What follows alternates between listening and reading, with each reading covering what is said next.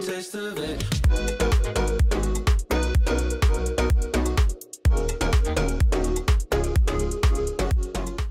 Eh bien bonsoir à tous, on se retrouve pour le deuxième épisode de la série Dans le vestiaire, la série consacrée aux interviews de vos youtubeurs, FIFA Carrière Manager favoris.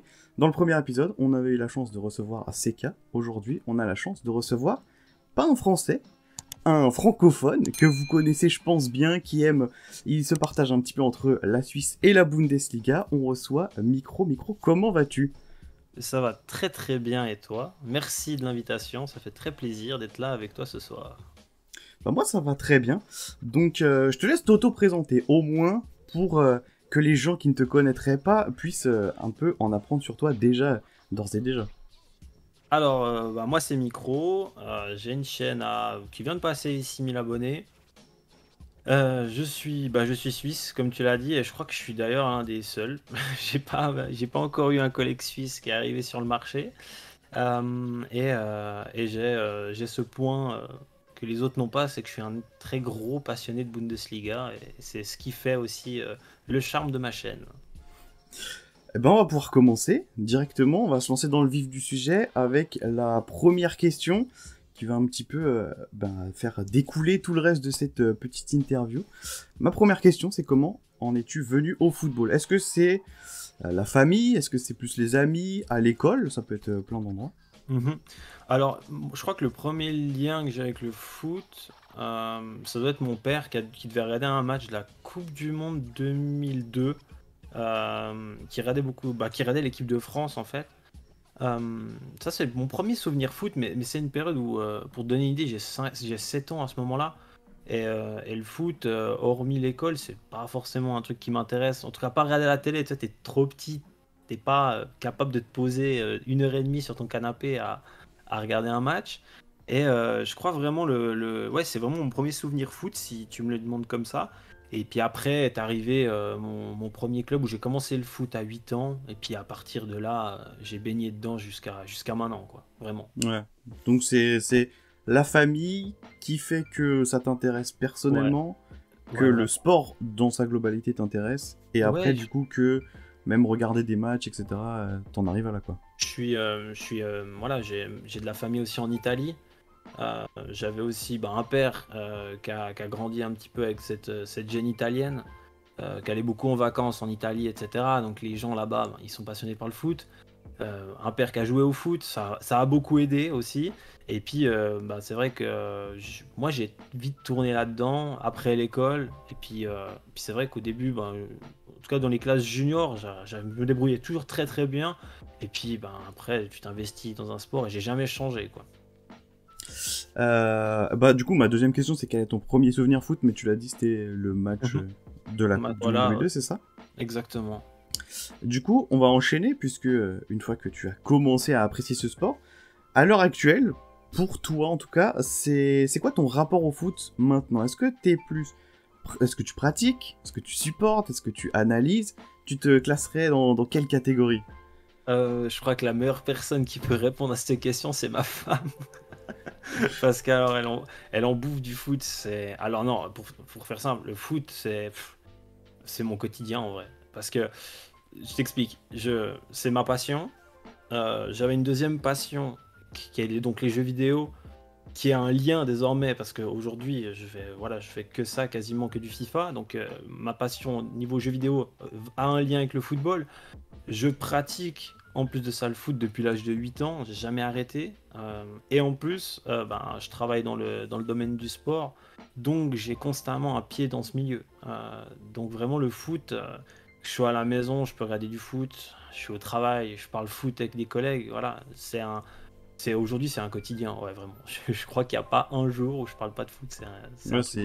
c'est Ouais. une des plus grosses parties de ta vie en fait maintenant, genre. Aujourd'hui, ouais, c'est la chose qui impacte le plus tous mes domaines de mon quotidien, je dirais. Que ce soit d'un point de vue professionnel ou privé, le foot est omniprésent. Des fois peut-être trop, mais voilà, même sur YouTube, le foot est là. Donc voilà, c'est quelque chose qui est présent et aujourd'hui, je peux pas m'en passer, clairement. C'est un rythme, quoi. C'est un rythme de vie. Bon, du coup, tu l'as dit, tu es très très investi dans le foot. j'ai envie de voir dans quoi tu t'investis quasiment le plus, enfin, en tout cas, souvent pour nous, de nos petits yeux de supporters.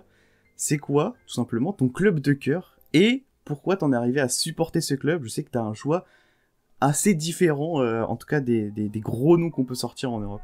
Ouais. Alors en fait, si vraiment tu retraces toute mon histoire de supporter, mon club de cœur, je vais t'expliquer ça après d'une manière que j'aime bien l'expliquer en sortant ces propos. Le truc, c'est que moi, comme je dis, j'ai grandi dans une famille très italienne. Et en fait, je sais pas si vous avez ça en France. Nous, en Suisse, ça fait un petit peu. L'alcool, c'est pas bon pour la santé. Mais tu avais un peu ces carnets, tu sais, où tu stockais les bouteilles de vin, tu sais. Et j'avais un grand-père qui collectionnait les fanions. Et au milieu de ces fanions, il y avait l'équipe. Il y avait une équipe en photo, mais noire et blanche, très très vieille, dans un vieux cadre, plein de poussière, vraiment le gros cliché. Et puis j'avais demandé à mon grand-père, je lui avais dit, mais c'est qui cette équipe, papy? Puis il m'avait dit, ben ça c'est la Juventus. Et mon papy est fan de ce club. Et en fait, après, j'ai jamais décollé. La Juve, c'est mon club de cœur. Voilà, ça fait des années que j'ai l'abonnement là-bas. C'est mon club, ouais, c'est ma vie. Voilà, j'ai le bras tatoué Bianconeri. Là, sur le bras, c'est marqué Bianconeri. C'est mon premier tatouage. Voilà, c'est la Juve. C'est une relation tellement particulière. Et c'est mon club de toujours. Et après, j'ai eu une grosse révélation il y a maintenant de cela 5 ans. Puisque je suis quelqu'un qui aime le foot aussi en général et j'adore les stades, j'adore l'ambiance, j'adore découvrir. Et on m'a fait une proposition toute bête. Un jour, on m'a dit, bah, demain, on va avoir un match, on va en Allemagne, on va à Freiburg. Et j'explique pas pourquoi, je suis tombé amoureux de ce club. Ouais, C'est un coup de je foudre, quoi. l'explique pas. C'est un coup de foudre. J'ai découvert plein de clubs et de stades en l'espace d'une journée. Voilà. Et ce club m'a marqué. J'ai adoré la ville, j'ai adoré le club, j'ai adoré le stade, ce vieux stade qui respirait une âme. Je sais pas si tu as déjà eu l'occasion de voir le Schwarzwald, mais moi ça m'a marqué. Et aujourd'hui, voilà, c'est mon premier lien avec la Bundesliga. Et après, je me suis investi. Je me suis investi à fond. Et ouais, la Bundesliga m'est venue via Freiburg. Donc aujourd'hui, c'est vrai que je suis pas forcément quelque chose que j'aimais dire avant, mais j'ai deux clubs que je suis toutes les semaines, tous les week-ends. Il y a la Juve et il y a Freiburg. Mais pour te donner un exemple, Freiburg, j'ai le fanion dans la voiture et puis la Juve, je l'ai sur le bras, quoi. Donc c'est pas le même rapport. Ouais, il y a quand même une petite différence. C'est le nouveau venu, ton premier club d'adulte, je suppose, Ouais. ou quasiment à peu près. Un club que tu aurais choisi et l'autre, c'est un club qu'on t'a transmis aussi, je pense. Ouais, c'est de la transmission. Et après c'est aussi toi, hein, c'est toi qui te passionne. On me l'a Ouais, ouais. transmis, mais après, les va-et-vient pour aller au stade, je l'ai fait. Hein, j'ai 3 heures de route à aller, hein, seulement pour aller. Donc on l'y fait sans calculer et avec plaisir. Et je l'ai fait tant de fois que voilà, je me réjouis d'y retourner aussi, bien sûr. On va pouvoir enchaîner avec des moments particuliers qui auraient pu marquer ta vie. Mhm. Pour toi, est-ce que tu saurais me dire quel est ton meilleur souvenir foot? Ah, Ça c'est peut dur. être plein de choses. Ça peut être en y jouant, ça peut être en regardant un match, n'importe Ouais. quoi. Quelque chose qui te Alors, passerait par la tête. je pense que je pourrais en parler peut-être en catégorisant les moments. Il y a peut-être le moment dans un stade, il y a peut-être le moment Bon, vécu. ça va arriver, t'inquiète. Voilà, mais je pense que le plus beau moment en rapport avec le foot, je dirais une promotion qu'on a fait donc en tant que joueur. Hein, j'étais en tant que joueur avec mon club. Faut savoir que ça fait depuis mes 16 ans que je suis dans la même équipe. Et puis je suis quelqu'un j'aime beaucoup, je suis très attaché aux personnes, voilà, et à ce club. Et puis on avait connu une relégation d'une division. Et puis moi à ce moment-là j'étais un peu plus jeune et c'est le seul moment où j'ai quitté le club pour aller tenter ma chance un peu plus haut et ça s'est très très bien passé puisque dans ce club-là j'avais très bien réussi. Mais au fond de moi, j'ai jamais réellement oublié mon club qui était redescendu. Et ce qui est drôle, c'est que ce club, une année après, malgré les bonnes performances, j'avais un peu cette sensation mal du pays, tu vois, Ouais, ouais, sensation ouais. que c'est bien, t'as rejoint, t'es resté dans la même catégorie, t'as même réussi à monter un niveau au-dessus, t'as fait une super saison, mais derrière toi, t'as quand même un club t'as participé au naufrage et il est toujours dans la galère. Et j'avais surpris un peu tout le monde en revenant dans mon ancien club. Et je pense que là où ma plus belle émotion, c'est quand on a réussi à le remonter à sa place, qui est toujours aujourd'hui à un même niveau, mais on l'a remonté, on l'a remis à sa place. Et je garde le plus beau souvenir, vraiment la fête avec ces personnes qui sur le moment, je pensais pas que 10 ans après, je serais encore avec ces gars-là. Mais la plupart sont encore là et on a un lien très particulier. Et ouais, c'est mon plus beau souvenir foot, je pense. Toi, c'est Vraiment. un moment fort de foot, mais du Mhm. coup qui découle sur un moment humain tout simplement, et tu Ouais, partages ça en clairement. plus avec d'autres gens, donc j'avoue que Ouais. c'est assez Je joli. suis une personne qui met énormément l'humain en avant et qui n'oublie absolument rien, que ce soit le positif ou le négatif. Et, euh, et là, je pense que ce club, je lui dois énormément. Énormément. Et c'est un club que tu peux croiser, un petit club de district français, hein, par exemple. Mais Ouais, ouais, c'est ouais. un club voilà, qui m'a vu grandir et puis aujourd'hui, c'est très particulier. J'ai une relation très particulière avec mon club. Ouais, vraiment. Du coup, maintenant qu'on a parlé des choses positives, va falloir prendre le contre-pied. C'est quoi ton pire souvenir foot? Ah, le pire, franchement, le pire du pire, je pense que ça reste la finale de la Ligue des Champions 2005, 2015, pardon, contre le Barça, parce que voilà, c'était pas la première finale que je vivais, parce qu'il faut savoir que quand t'es supporter de la Juve, la Ligue des Champions, c'est tabou, c'est compliqué. Toi, Voilà. je peux partager un peu ton avis, même si je suis un nouveau-né Mhm. Non, mais dans voilà, ce... tu fais 9 finales, t'en perds 7. C'est horrible, c'est horrible. Et c'est vrai que c'est quelque chose que je me réjouis de le vivre. C'est franchement quelque chose c'est un de mes rêves, c'est de pouvoir le vivre vraiment. Et je pense que ouais, 2015, je l'avais vraiment mal vécu parce que c'était vraiment la première fois que j'y croyais. On avait sorti le Real, on avait fait un parcours incroyable et bon, voilà, on était sorti contre un grand Barça. Un grand Barça, il y avait la MSN, il y avait tout qui était réuni pour nous battre. Et on n'avait pas démérité sur l'ensemble, mais c'est vrai que je l'avais mal vécu ce match. Ouais, parce que tu te dis au final, c'est possible, Ouais. mais tu te dis que ouais, tu es en capacité de le faire, mais malgré tout, au moment, la marche elle est Mhm. quand même trop haute. Et oui, en vrai, l'équipe du Barça 2015, je pense que ça reste quand même une équipe qui restera dans l'histoire. Donc, C'était quelque c'est pas chose. démérité de perdre contre cette grande équipe. Non, On va pouvoir. ouais, c'était une équipe de fous, vraiment. Il y avait le trio incroyable devant, le trio incroyable au milieu. Il y avait une équipe incroyable. Mais ouais, c'est mon pire Ouais, souvenir. il y avait pas vraiment de. Il y avait pas vraiment de mauvais points dans cette équipe. C'est quoi pour toi le moment le plus marquant de ta vie de supporter? Du coup, tu l'as dit, supporter de la Juve, ça peut être aussi supporter de Freiburg, hein, pour Mhm. prendre ça par extension. C'est quoi le moment le plus marquant pour toi? Je pense le moment où j'ai vécu le plus d'émotions, émotionnellement parlant, le plus marquant. Ouais, je vais quand même dire un match.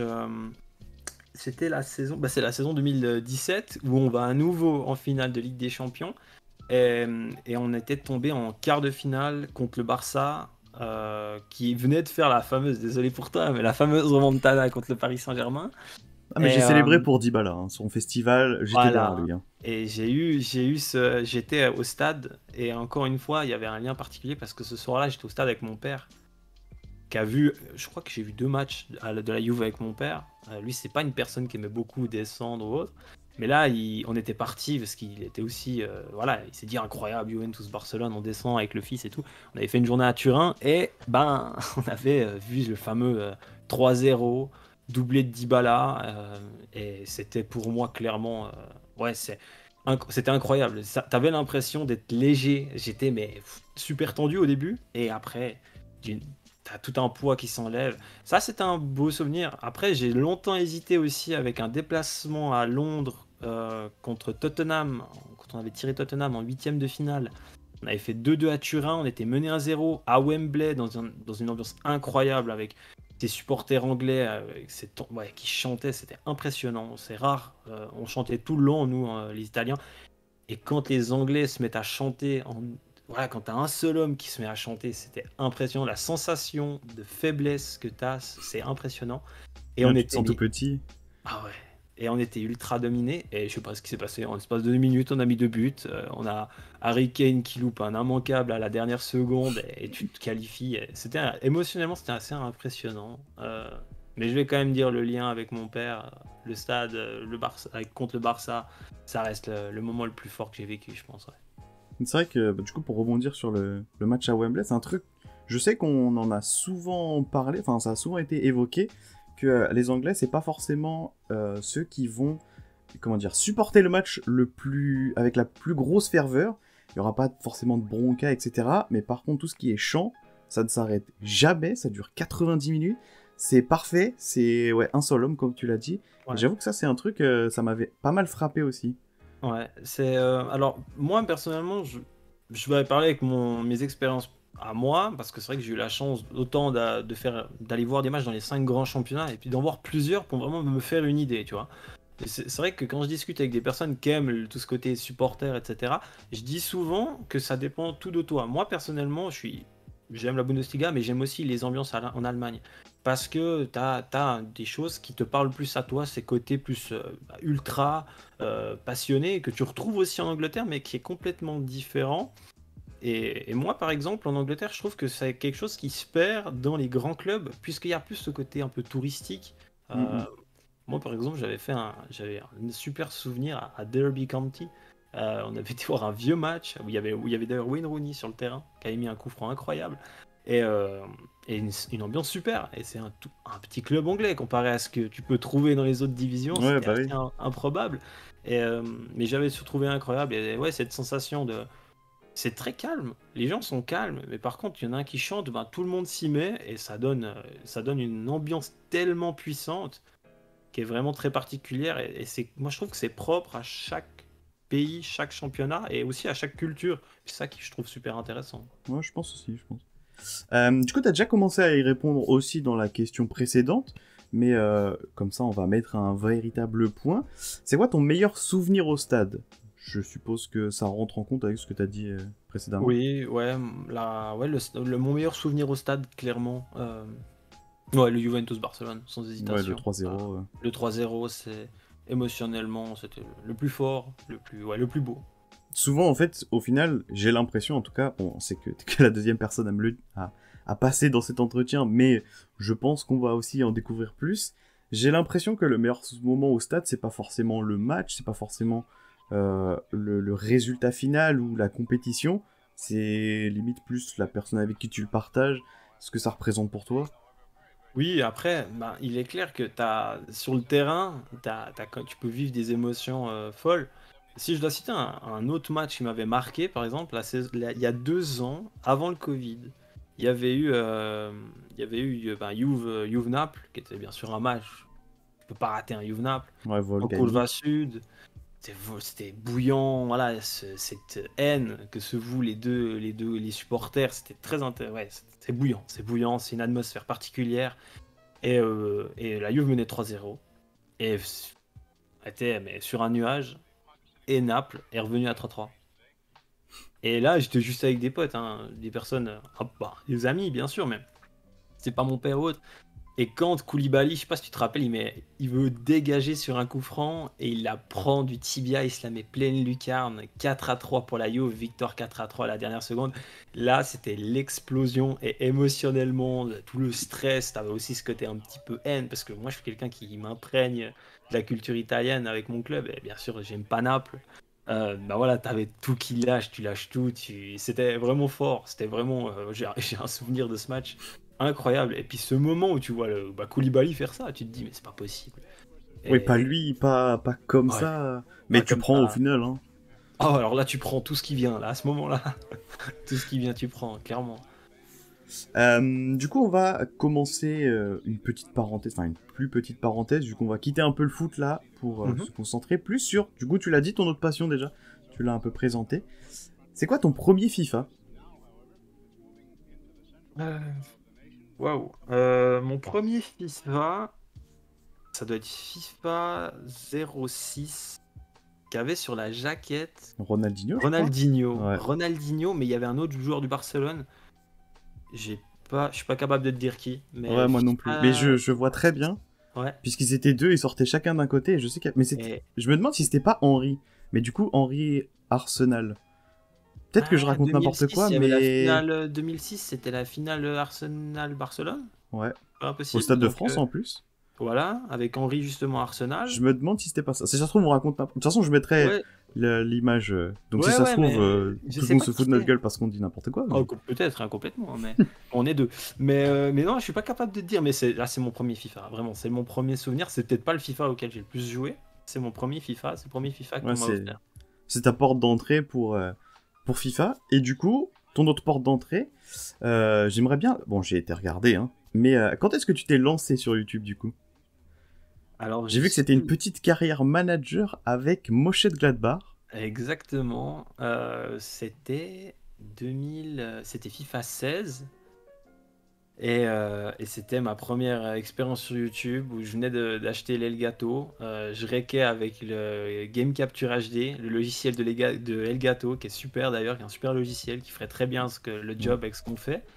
Bah, Et, pour commencer, je trouve que c'est limite le mieux. Mhm. C'est le meilleur rapport qualité-prix en tout cas, je trouve. Ouais, moi j'ai trouvé aussi. Et c'est la première carrière manager où je me suis lancé. Si je dis pas de bêtises, je faisais pas de cut.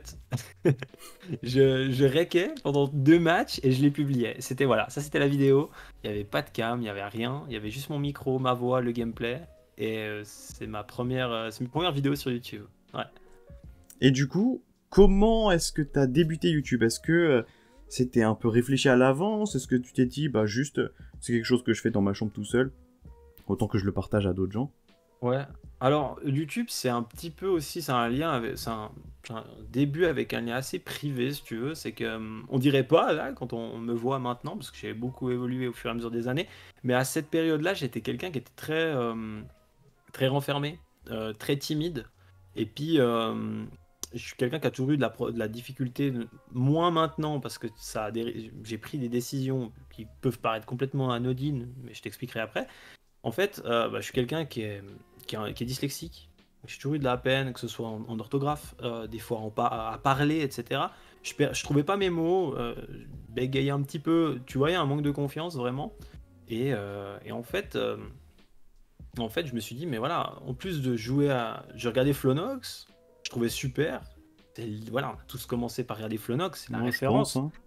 Et en fait, je me suis dit, mais en fait, c'est ça, pourquoi pas me lancer? Ça peut peut-être me permettre de prendre un peu confiance. En plus, au même moment, je commence ma formation en tant que vendeur. Un vendeur, ça doit être sûr de lui, savoir la chat, tu vois ce que je veux dire? Ouais, Donc ouais, c'était un fait exercice aussi en fait. c'était un exercice qui m'a finalement, je pense, au fur et à mesure des années, énormément apporté. Euh, aujourd'hui, tu vas demander à ma famille comment j'étais quand j'étais petit. Ils disaient que c'était un enfant très renfermé, qui parlait pas beaucoup, etc. Et il y a eu un moment qui a fait le déclic. Alors, je suis pas capable de dire si c'est vraiment au moment où j'ai commencé YouTube. Ça, je veux pas dire Ouais. n'importe quoi, mais c'est dans cette Ça a période. joué, c'est sûr. Ça a joué. Voilà. Après, j'ai aussi eu, à titre privé, en Suisse, c'est pas le cas en France, mais nous, on a le service militaire qui est obligatoire où tu es à toute façon obligé d'y aller. À 18 ans, j'étais appelé, donc j'ai dû partir à l'armée, tu te débrouilles tout seul. T'as, voilà, t'as pas maman qui est derrière toi, tu vois ce que je veux te dire? Et en plus de ça, moi j'ai fait beaucoup plus longtemps puisque j'ai gradé, voilà, je suis monté dans les échelons, et puis ça t'oblige un peu à être sûr de toi. Tu veux être capable de faire passer ton message. Ouais, Et, ouais. ça, je pense, ça a été le truc, l'apogée qui m'a fait après prendre confiance. Mais voilà, il y avait ce côté passion, mais il y avait ce côté aussi de me dire, mais est-ce que ça peut pas m'aider? Et je pense que sincèrement, ça m'a réellement aidé. Ouais, c'était un exercice qui t'a aidé dans ta Mhm. vie en plus que Ouais, juste être exactement. un petit passe-temps. Mais Euh, sur le moment, c'était vraiment pour le kiff. Je m'en ouais. rendais pas forcément compte. Ouais.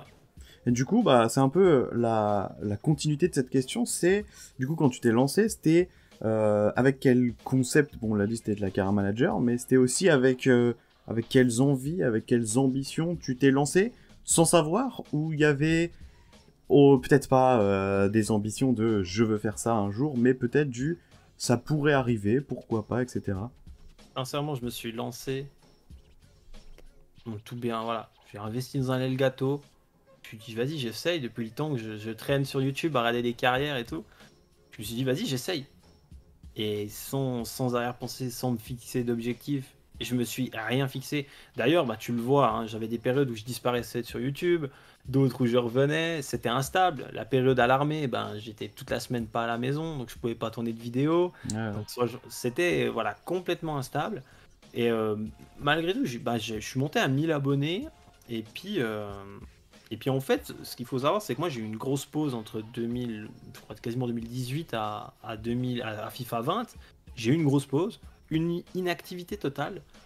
Et puis après est arrivé le Covid. Alors nous en Suisse, on a été tous bloqués à la maison, comme vous, donc on ne pouvait pas sortir, si ce n'est que pour aller faire ses courses. Et là, c'était long. Et l'envie de revenir, j'avais 1000 abonnés, mais je me suis dit, est-ce que je suis pas capable C'est dingue, je me suis dit, mais est-ce que je suis pas capable de faire mieux, tu vois? Je me suis dit, mais voilà, avec du recul, avec plus de vécu, avec voilà, est-ce que je peux pas me relancer un coup et essayer de faire mieux? Et j'aurais pas pensé, clairement, j'aurais pas pensé que début 2020, et une année après, je sais plus, j'avais regardé la stat, mais ouais, j'avais pris énormément d'abonnés, et j'avais pas pensé que ça allait prendre autant d'impact. Je revenais pour le plaisir. Aujourd'hui, c'est toujours un plaisir, mais tu sais ce que c'est. T'as cette communauté derrière toi, tu sais que tu fais plaisir aux gens, et puis tu veux pas décevoir aussi un petit peu. Donc, et ouais, aujourd'hui, tu ça te fait mets de la partie du pression quotidien. de, entre guillemets, de la bonne pression du coup, Mhm. de Ouais. t'as plus de gens à satisfaire, là où avant, j'ai pas envie de dire que si tu Mhm. partais ou si t'arrêtais, tu faisais tes pauses comme tu voulais, c'était pas si grave, mais c'était moins impactant. Là, il y a limite des gens qui viendraient te sonner en mode c'est quand que ça sort, c'est quand que ça sort. C'est ça. Et après bon, voilà, au fur et à mesure que tu évolues, que tu prends des abonnés, tu as des gens qui viennent. Il y a eu plus de moyens, hein, les Discord, la relation que tu peux avoir avec certains abonnés les plus fidèles qui te suivent, le partage. Et vis-à-vis de ces personnes, bah, aujourd'hui, tu te sens un petit peu presque chanceux de faire partie. Parce qu'au final, moi je le dis à n'importe qui, ce qu'on fait, je sais qu'on est passionné, mais on fait rien d'incroyable. Je veux dire, Non, c'est on à la joue portée à de tout le notre... monde au final. C'est à la portée de tout le monde, n'importe qui peut se lancer et en plus de ça, il bénéficie d'une communauté. Enfin, moi j'estime que la communauté Career Manager est exceptionnelle comparée à d'autres communautés selon les jeux. Ça, c'est mon avis, mais je trouve que voilà, aujourd'hui tu as 500 abonnés, tu viens frapper à la porte d'un YouTuber qui est un peu plus gros que toi. Je vois pas qui te dirait, mais en fait, ne va pas te considérer, franchement. Moi, ouais, c'est là où je me dis que moi-même, moi je suis très petit encore comparé à certains, mais je suis reconnaissant envers ceux qui m'ont donné un coup de main et je serai toujours présent pour aider les plus petits. Ouais. Mais je sais que nous, ouais, ça faisait. Bon, là, c'est une petite parenthèse un peu Mhm, anecdotique, mais je sais que ça fait un moment qu'on voulait faire un truc ensemble, mhm. que ce soit de toi vers moi, de moi vers toi, on n'avait jamais véritablement réussi à se trouver un créneau. C'est pour ça que là, Ouais. j'étais content et je voulais que tu fasses partie des premiers à passer dans cette petite interview, parce que, bah, au final, on avait quasiment jamais eu l'occasion de parler, et j'étais en mode, Voilà, bah la voilà, ce sera première fois l'occasion officielle. qu'on a parlé, c'était la vidéo de CK. Oui, exactement, Le son fameux, live. voilà, où on a participé à la même. Où d'ailleurs j'avais fait une participation et un résultat exceptionnel pour me Tu avais vanter. gagné, hein, J'avais. dans mon livre, t'auras gagné, personnellement. Voilà, j'ai quand même coulé 2 clubs en une saison. Mais après, c'est pas donné à tout le monde. Non, mais c'était la première fois. Et puis c'est vrai que aujourd'hui, enfin, moi, la première personne, vraiment, le premier lien que j'ai avec un autre youtubeur, c'est. Je vais pas dire de bêtises, je crois que c'est SD. SD, où. Où j'y vais au culot et puis je lui propose le Champions Challenge qu'on a d'ailleurs jamais fait, qu'on devrait faire ensemble, le Champions Challenge. Et je me suis dit, vas-y, je lance un nouveau concept et je me dis, bah, ce serait super qu'il accepte. Et je pense pas qu'il va accepter. Et je t'assure, ce gars est incroyable. Il a accepté à la minute où j'ai lancé le message. Non, mais c'est vrai que je te rejoins sur ce point du la communauté. Je sais qu'il y a pas mal de gens, ou même sur FIFA, mais dans d'autres modes de jeu, où c'est un peu, pas la guerre, mais il y a ce petit côté un peu compétition, etc. Et dans le mode Car Manager, il n'y a pas cette Non. sorte de rivalité. C'est vraiment, pour moi, ce qui a, enfin, en tout cas, ce qui m'a vraiment ouvert les yeux sur ça, par exemple, c'est, bah, pareil, comme tu le dis, le live de CK, où t'as l'impression que à partir du moment où il y a quelqu'un qui va être en mode allez venez les gars on fait un truc tous ensemble, hop tout le monde y va Ouais. et il y a personne qui va mettre son ego en avant, etc. C'est un truc je trouve assez bienveillant au final. Mhm. Non, vraiment, et c'est là aussi où on rebondit sur le fait qu'il y en a beaucoup qui, enfin moi en tout cas, qui me demandent, mais comment on fait? Je dis, mais Faut nous, juste se au lancer en final, fait. faut se lancer. Je pense que vous allez même vers un youtubeur. Combien de fois on m'a demandé comment tu fais? Et puis, simplement, tu lui évoques ce que tu as acheté, ce qu'il faut faire. Mais ça peut paraître compliqué, bien sûr, quand on connaît pas. Mais quand, enfin, je sais pas combien de vidéos tu as sur ta chaîne, mais moi qui ai plus de Je sais pas 600 non plus. vidéos, on a des chiffres démentiels, on tourne, on s'en rend même pas compte. Mais au final, c'est juste de la passion. Et après, quand tout est mis en place, c'est tellement facile. Non, mais T'allumes, ça, je trouve que voilà. c'est un beau message aussi de montrer que c'est largement possible. C'est un truc où faut, entre guillemets, se concerter un peu avec soi-même de savoir ce que tu veux proposer aux Bien gens. sûr. Parce que je pense que faut quand même savoir s'auto-satisfaire avant de vouloir satisfaire les autres. Si tu fais un truc qui t'intéresse pas, ça marchera pas. Il faut aussi pas être que dans les stats parce que bah il y a des gens qui réussissent, il y a des gens Ah ouais. aussi qui réussissent pas forcément.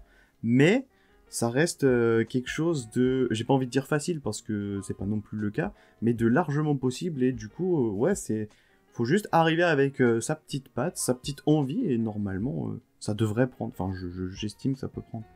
Je pense que tu as dit un point important, c'est les stats, c'est toxique. C'est le truc qu'il faut pas regarder. Ça peut te bouffer. Moi, je pense que ça peut faire arrêter certaines personnes. Leur aventure peut s'arrêter parce que ils estiment que leur stat n'est pas bonne comparé à certains.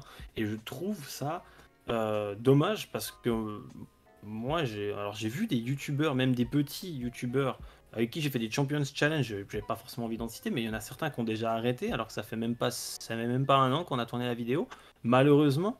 Et c'est des youtubeurs qui pour moi avaient une personnalité, qui avaient vraiment tout pour eux. Et je pense qu'il y a peut-être ce côté statistique de se dire, ah, aujourd'hui j'ai pris 5 abonnés, hier j'en ai pris 10, pourquoi j'en ai pas pris plus? Alors que c'est des détails. Et tant je pense vraiment certains ont piqué. Moi, il y a un youtubeur aujourd'hui que j'estime être un youtubeur.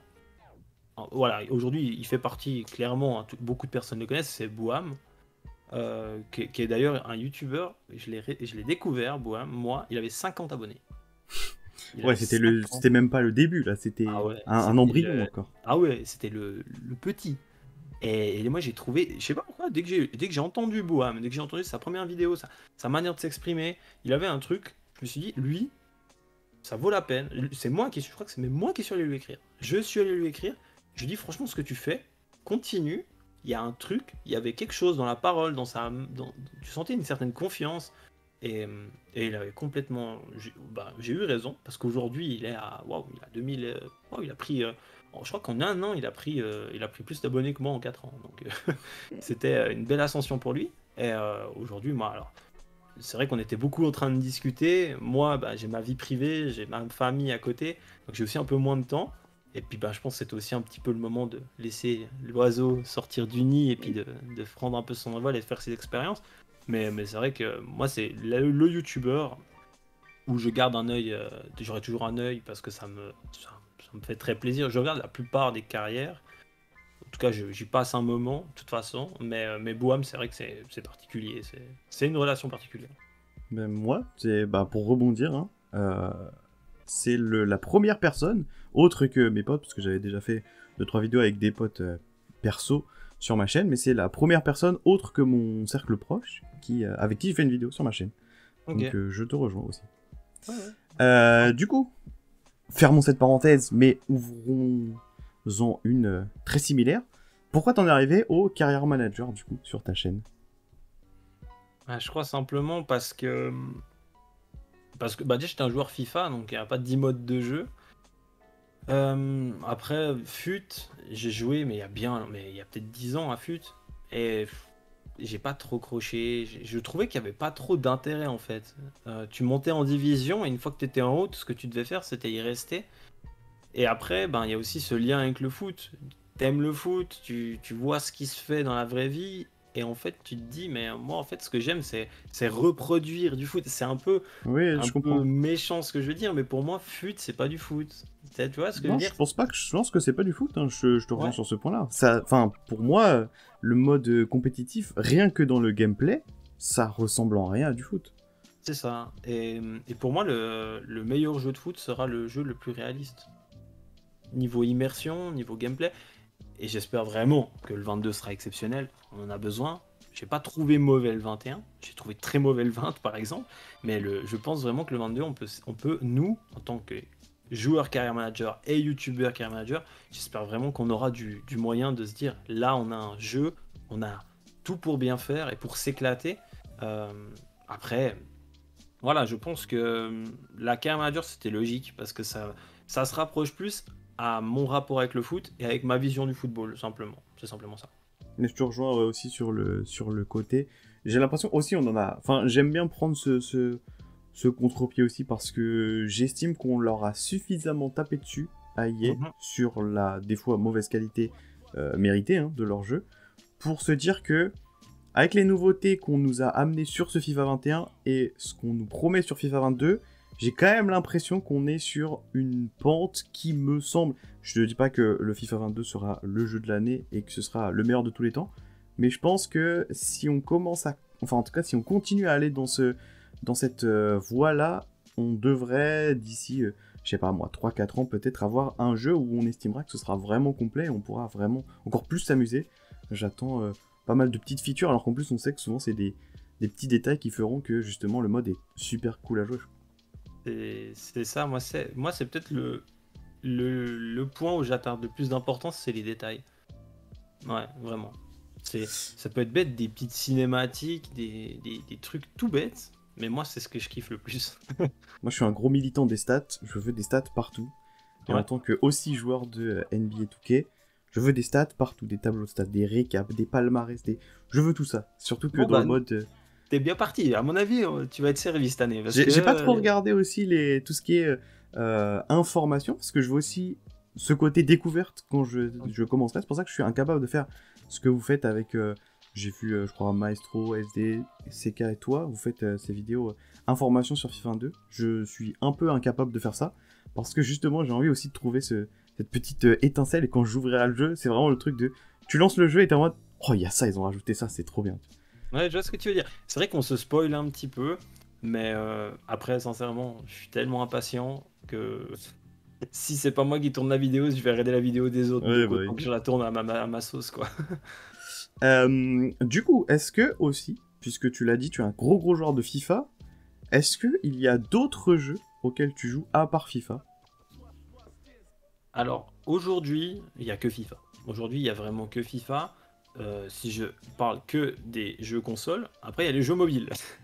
Les jeux mobiles, j'aime bien avoir mon petit jeu mobile. C'est donc, je sais pas pourquoi je suis un fan de, je sais pas si tu connais Rise of Kingdom. Ça me dit un truc, j'ai jamais joué, mais ça me dit un Ouais, truc. c'est un jeu de stratégie sur mobile. J'aime beaucoup.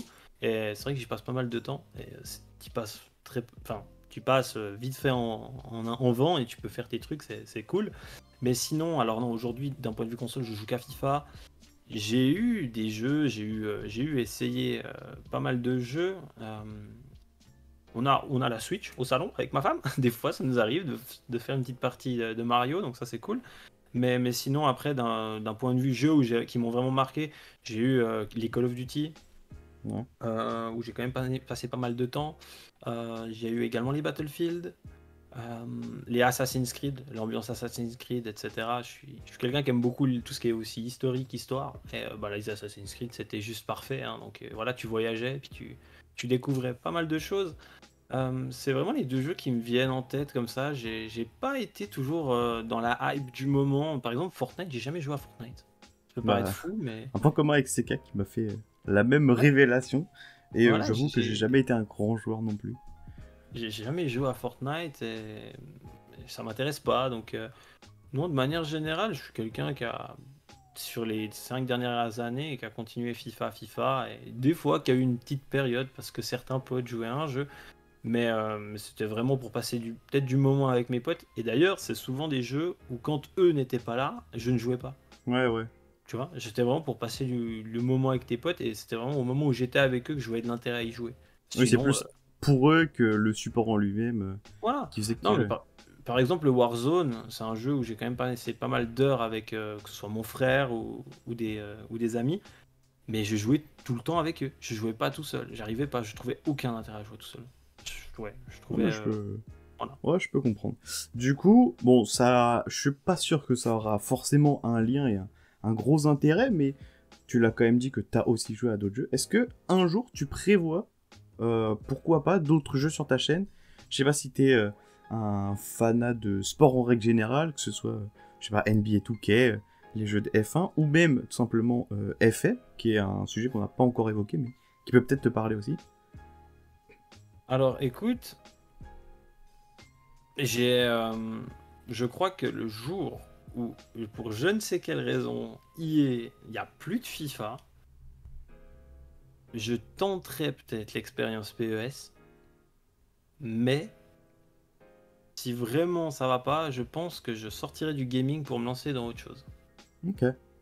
Qui a un lien avec le foot, étant donné que j'ai un... Bah, d'ailleurs, c'est drôle que j'en parle parce qu'elle est là, hein, ce magnifique petit bijou qui est donc l'Osmo Pocket, qui est exceptionnel de qualité de chez Audio. C'est incroyable. Et je pense que je ferai pas mal de vlogs, notamment football et visite de stade, etc. Je pense que je ferai ça. Et c'est même pas impossible qu'il y en ait prochainement sur la chaîne avec la réouverture de certains stades. Mais ça, je veux, c'est même plus une demande là, c'est une exigence. Un jour, on fera sur ta chaîne, on ira visiter un match, regarder un match ensemble, je sais pas où, ouais. mais je veux un petit voyage justement. J'ai hâte et j'ai peu eu l'occasion de faire de grands stades en Europe. Et comme tu as l'air d'être le parfait professeur en ayant fait plein, je veux un jour on ira. C'est Ouais. une demande. Alors, tu sais, d'ailleurs, je vais sortir une petite anecdote. On m'a posé l'autre jour la question sur Discord. On m'a dit, Micro, c'est quoi le stade que tu feras lorsque tout redeviendra normal? Tu sais que tu peux aller, tu te fais pas chelou de passer la frontière, des tests, machin. Tu y vas, c'est quoi le stade? Ça arrive. D'ailleurs, Là, très bon spoil. C'est une ouais, question après. ok. Je te le dis. Du coup, ça arrive. Mais très Ok, bon alors spoil. mais voilà, mais je dirais, j'ai dû répondre à cette question et je pense que je vais en surprendre plus d'un. Ok. Du coup, on va commencer avec la petite interlude. Je t'en ai parlé en off. Et les gens qui ont regardé le premier épisode savent à quoi s'attendre. Ce sera une petite interlude. Je veux ta première réponse, la réponse du micro au naturel. Ok. Si tu devenais le joueur parfait, surtout que ça tombe bien vu que tu es un gros pratiquant de foot, et que tu devais avoir le pied droit, ce serait de quel joueur?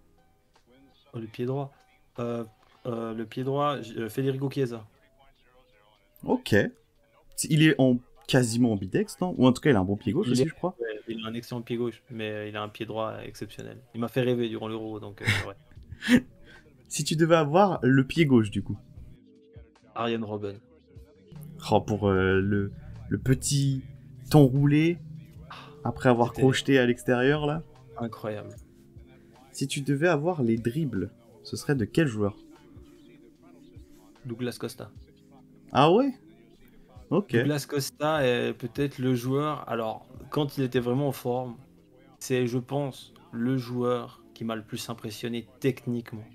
Il y a eu sa première saison au Bayern quand il est arrivé du Brésil, quand il mettait des sombreros, il se le faisait passer par-dessus, plus par-dessus l'adversaire, c'était incroyable. Et la saison, il y a 3 ans, quand il était chez nous, la première saison, il était impressionnant, il faisait la différence. Tu sentais le danger arriver dès qu'il avait le ballon. C'est un joueur, moi, qui m'a impressionné techniquement. Et puis c'est celui que, ouais, c'est vraiment celui qui m'a le plus, un de ceux qui m'a le plus impressionné. Après, il n'a pas eu la carrière, j'estime, qu'il devait avoir parce que Il y a aussi eu je pense beaucoup de qu'il y a eu blessures, non? beaucoup de blessures qui doivent être dues, je pense, à une hygiène de vie qui n'était pas irréprochable. Euh, mais sinon, moi je dis Douglas Costa. C'est parce qu'il allie... Mais j'aime bien le côté, il allie beaucoup sa vitesse, et je trouve que il s'appuie énormément dessus sur ses dribbles, là où, bon, même s'ils sont rapides aussi, des Neymar, etc., c'est plus la créativité du geste. Je sais que Douglas Costa, t'as l'impression qu'il se connaît parfaitement, et qu'il sait que c'est ça ses forces, et il veut appuyer là-dessus, et j'avoue que ça fait très mal. Voilà, ouais. Et c'était une personne qui aussi, si on part un peu sur le côté, c'était une personne qui se mettait aussi énormément au service du collectif. Et t'allais pas le voir commencer à dribbler dans ses 30 derniers mètres. Oui, oui. Là où tu aurais plus certains joueurs un peu foufou qui se mettent à dribbler pour dribbler, tu vois. C'est une de ses qualités, il en est conscient, mais il mettait le collectif avant tout, et c'était vraiment dans la zone des 30 derniers mètres où là il laissait parler son imagination, et moi je le trouvais exceptionnel. Ouais. Si tu devais avoir la finition, ce serait de quel joueur? Del Piero. Pas forcément un numéro 9 du coup, pas un pur attaquant. Non, Non, je te dis Del Piero parce que. Alors, je dis Del Piero, j'aurais pu aussi dire Robert Lewandowski, qui pour moi. Même si Lewandowski, quand il réfléchit, c'est pas forcément la finition de son point fort, mais c'est aussi son placement, je Ouais, c'est ce que pense. j'allais dire. C'est le fait qu'il se Mais, mette dans cette position pour finir qui ouais, lui facilite la tâche. mais je dis Del Piero parce qu'il est.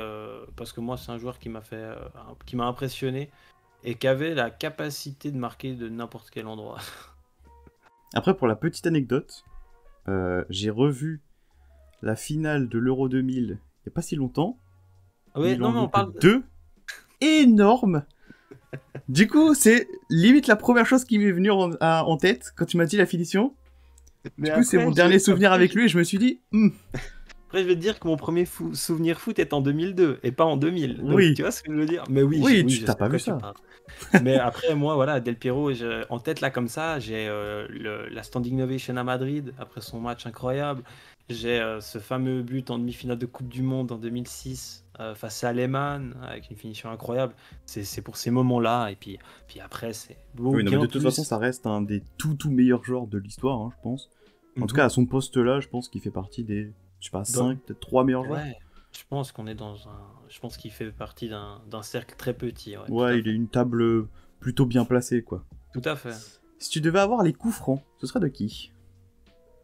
Juninho. Ça, alors je peux comprendre, certains ont eu des bons moments, tout comme un Ronaldo, un certain temps au Real de Madrid. Mais sincèrement, qui n'a pas vu un coup franc de Juninho? Non, mais je te rejoins, et en plus, c'est d'autant plus fort que je trouve que ça reste un joueur qui, bon, nous en France, on le connaît bien, mais qui Mhm. a pas forcément eu l'envergure, puisqu'il n'a pas été non plus dans un des tout meilleurs clubs du monde. Pourtant, j'ai l'impression que quand tu évoques le mot coup franc, même si c'est pas le nom que les gens vont forcément choisir, il sera là. Il sera cité obligatoirement. Parce que j'ai l'impression qu'il a fait des choses que personne n'a fait en fait. Et aujourd'hui, t'aimes le foot, et puis que tu t'intéresses un peu à ce qui s'est passé avant, tu peux que dire Juninho. Et moi, alors, au-delà de ça, au-delà voilà, le joueur, je suis pas un grand fan de l'Olympique Lyonnais, mais par contre, je respecte mais énormément ces joueurs qui font très longtemps dans leur club. Et Juninho, ce qu'il a apporté à Lyon, Ce c'est qu'il continue d'apporter en plus. et ce qu'il continue aujourd'hui d'apporter exactement, c'est mention honorable et c'est énorme, énorme respect à ce garçon. Du coup, on va rester dans les coups de pied arrêtés. Si tu pouvais tirer les pénaltys, ce serait lequel? Je On a vais te plein de bons citer, tireurs en ce moment en plus, je c'est trouve. dur, on a vraiment plein de bons tireurs, mais je vais t'en citer un qui pourrait ne pas être cité, mais je trouve que Jorginho de Chelsea, il a raté son péno au final de l'Euro. Ça On arrive. va mettre ça sur la pression, mais je trouve que c'est vraiment un excellent tireur de coup franc. Et pour moi, quand tu analyses vraiment ce qu'il fait, il est tellement malin parce que tu le vois, il fait ce petit bond avant de tirer que beaucoup font.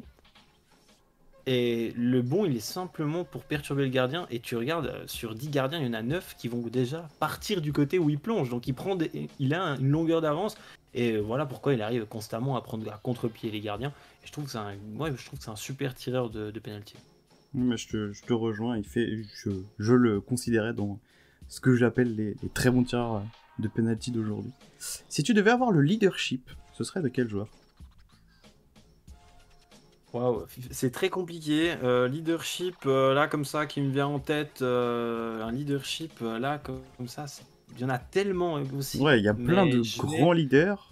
il y Après, a ça de peut grands être aussi leaders, mais je vais te un grand sortir, leader j'ai un nom qui qui me te vient comme ressemble. ça, Granit Xhaka. Ok. Pas parce que j'ai son maillot, hein, mais parce que j'ai trouvé il a eu, en Avec l'espace la de Suisse, du très coup? peu de temps, avec la Suisse, il a eu un leadership exceptionnel. Mais je pense que si je réfléchis un peu plus et que j'approfondis un peu ma recherche, j'en trouve un bien meilleur. J'aurais pu te citer peut-être un Del Piero, un Bonucci ou un Chiellini à certains moments qui montrent toute cette hargne, etc. Mais là, comme ça, je te dirais Bonucci, Xhaka parce que c'est clairement, c'est très frais aussi. Donc voilà pourquoi je le Ouais, cite. ouais, mais ça compte aussi, hein. Mhm. Mais du coup, plus avec la Suisse, parce Oui. qu'avec Arsenal, il y a quand même eu des petites tensions, je crois. Ouais, moi, je regarde que la Suisse, tu sais.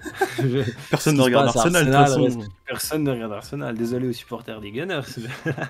Si tu devais avoir en tête, je pense peut-être, si t'es encore un Juventini, je crois que c'est comme ça qu'on dit, Mhm. Le jeu de tête, ce serait de qui? Ah, CR7. Je- J'ai l'impression que c'est la question la plus facile, au final. Ah non, mais CR7, mais trouver un meilleur joueur. CR7, c'est exceptionnel. Sauf qu'il... Ouais, je suis... CR7, moi qui le regarde maintenant depuis 3 ans, bon, il arrive à un âge où, bien sûr, il est sur le déclin, mais Un beau CR7, déclin quand même. Hein. un très beau déclin. Mais CR7, ça reste le type, aujourd'hui, sur une touche, c'est, je pense, le meilleur joueur offensivement parlant. Tu lui laisses une touche, tu le sers en bonne condition, c'est le meilleur. Pour la C'est finition, tu veux clairement- dire, du coup? Pour la finition, c'est exceptionnel. CR7, c'est exceptionnel. Il te prendra plus le ballon comme il le faisait au Real de Madrid où il déboulera sur son côté. Par contre, tu joues le pivot, t'as le pivot, il l'armée, il a le but, c'est au fond. Moi, je le trouve impressionnant à ce niveau-là. Et d'ailleurs, ce serait intéressant de sortir sa statistique sur la saison dernière, puisqu'il a fini meilleur buteur de Serie A. Combien de buts il marque entre 1 à 2 touches? Je Je sais pas, pense que si ouais, tu enlèves 80%. je pense que 80% de ses buts sont entre 1 à 2 touches. Et après, alors, si on vient sur la tête, le jeu de tête de CR7 est stratosphérique. L'élévation, t'arrives même pas, tu lèves la main en l'air, t'arrives même pas à la hauteur du gars. Il est capable de s'élever à une hauteur, c'est exceptionnel. De rester super longtemps en plus. Ouais, Et je trouve qu'il allie la finition parce que souvent, ça arrive quand même relativement souvent qu'il y a beaucoup de joueurs qui arrivent à monter très haut, moins longtemps, mais quand même relativement longtemps, et derrière, il la place bien. Je trouve que Ouais. c'est les 3 choses qui font que tu es un bon joueur de tête, et il a les 3. Si on devait prendre des statistiques, je pense qu'il aurait les 3 au max, quoi. Ouais, clairement, clairement. Si tu devais avoir les passes, ce serait de quel joueur? Goretzka. Ok. Goretzka, maintenant je réfléchis un petit peu, je te dis aussi, je dis plutôt Pirlo en fait. Ouais. Je passe de Pirlo. Mais Goretzka m'a marqué durant la campagne européenne du Bayern il y a 2 ans, avec notamment une passe certains coups de génie qu'il a eu durant cette campagne. C'est vrai que là, ça m'a venu direct à l'esprit. Mais après, dans la globalité, Pirlo, en fait. Non, Pirlo au niveau passe, Bah, je pense que... Enfin, en tout cas, c'est mon avis. Mais quand on me dit passe longue à 10-20 mètres de sa propre surface pour aller la mettre en profondeur, je te donnerais Xabi Alonso et lui. Je sais pas s'il y a eu beaucoup mieux depuis. Et je pense que... En tout cas, pour moi, ça allie efficacité et surtout un truc que j'aime beaucoup dans le foot, c'est l'élégance. Je pense que Pirlo, tu peux le faire jouer avec un costard pendant 90 minutes. Il ressort, il est encore plus propre que quand il sort du pressing et j'avoue que c'est incroyable. Pirlo, moi j'ai un but qui me vient en tête comme ça. C'est moche pour lui parce qu'il perd cette finale de Ligue des Champions. C'est bien sûr 2005 face à Liverpool où je crois qu'il met 2 passes de but et je crois que c'est la deuxième où il met une passe verticale de plus ou moins 30 à 40 mètres. Et puis après ça termine, mais tu te dis mais comment le type il reçoit le ballon en une touche, c'est propre, c'est sec, c'est dosé, c'est impressionnant. C'est Pirlo, c'était impressionnant. C'est moins impressionnant en tant que coach, mais c'était impressionnant en tant que joueur. Ouais, j'avoue que son petit fouetté là sous la balle, il mettait très très bien. Chose. Si tu devais avoir la vitesse d'un joueur. Kingsley Coman. Ok. C'est Pour un le joueur côté que j'ai qui vu... démarre très vite, je trouve. Ouais, c'est un joueur que j'ai vu à plusieurs reprises, que ce soit quand j'ai été voir la Juve, et même une fois quand j'ai été voir le Bayern. Et c'est un joueur, mais incroyablement rapide. Moi, il m'a impressionné. Après, il y en a d'autres, très certainement, hein, mais Coman, pour l'avoir vu en vrai, il est impressionnant. Moi, il m'a impressionné. Non, Cette mais sensation de, tu le vois partir, il a 3 mètres de retard et il finit avec 5 d'avance. C'est impressionnant.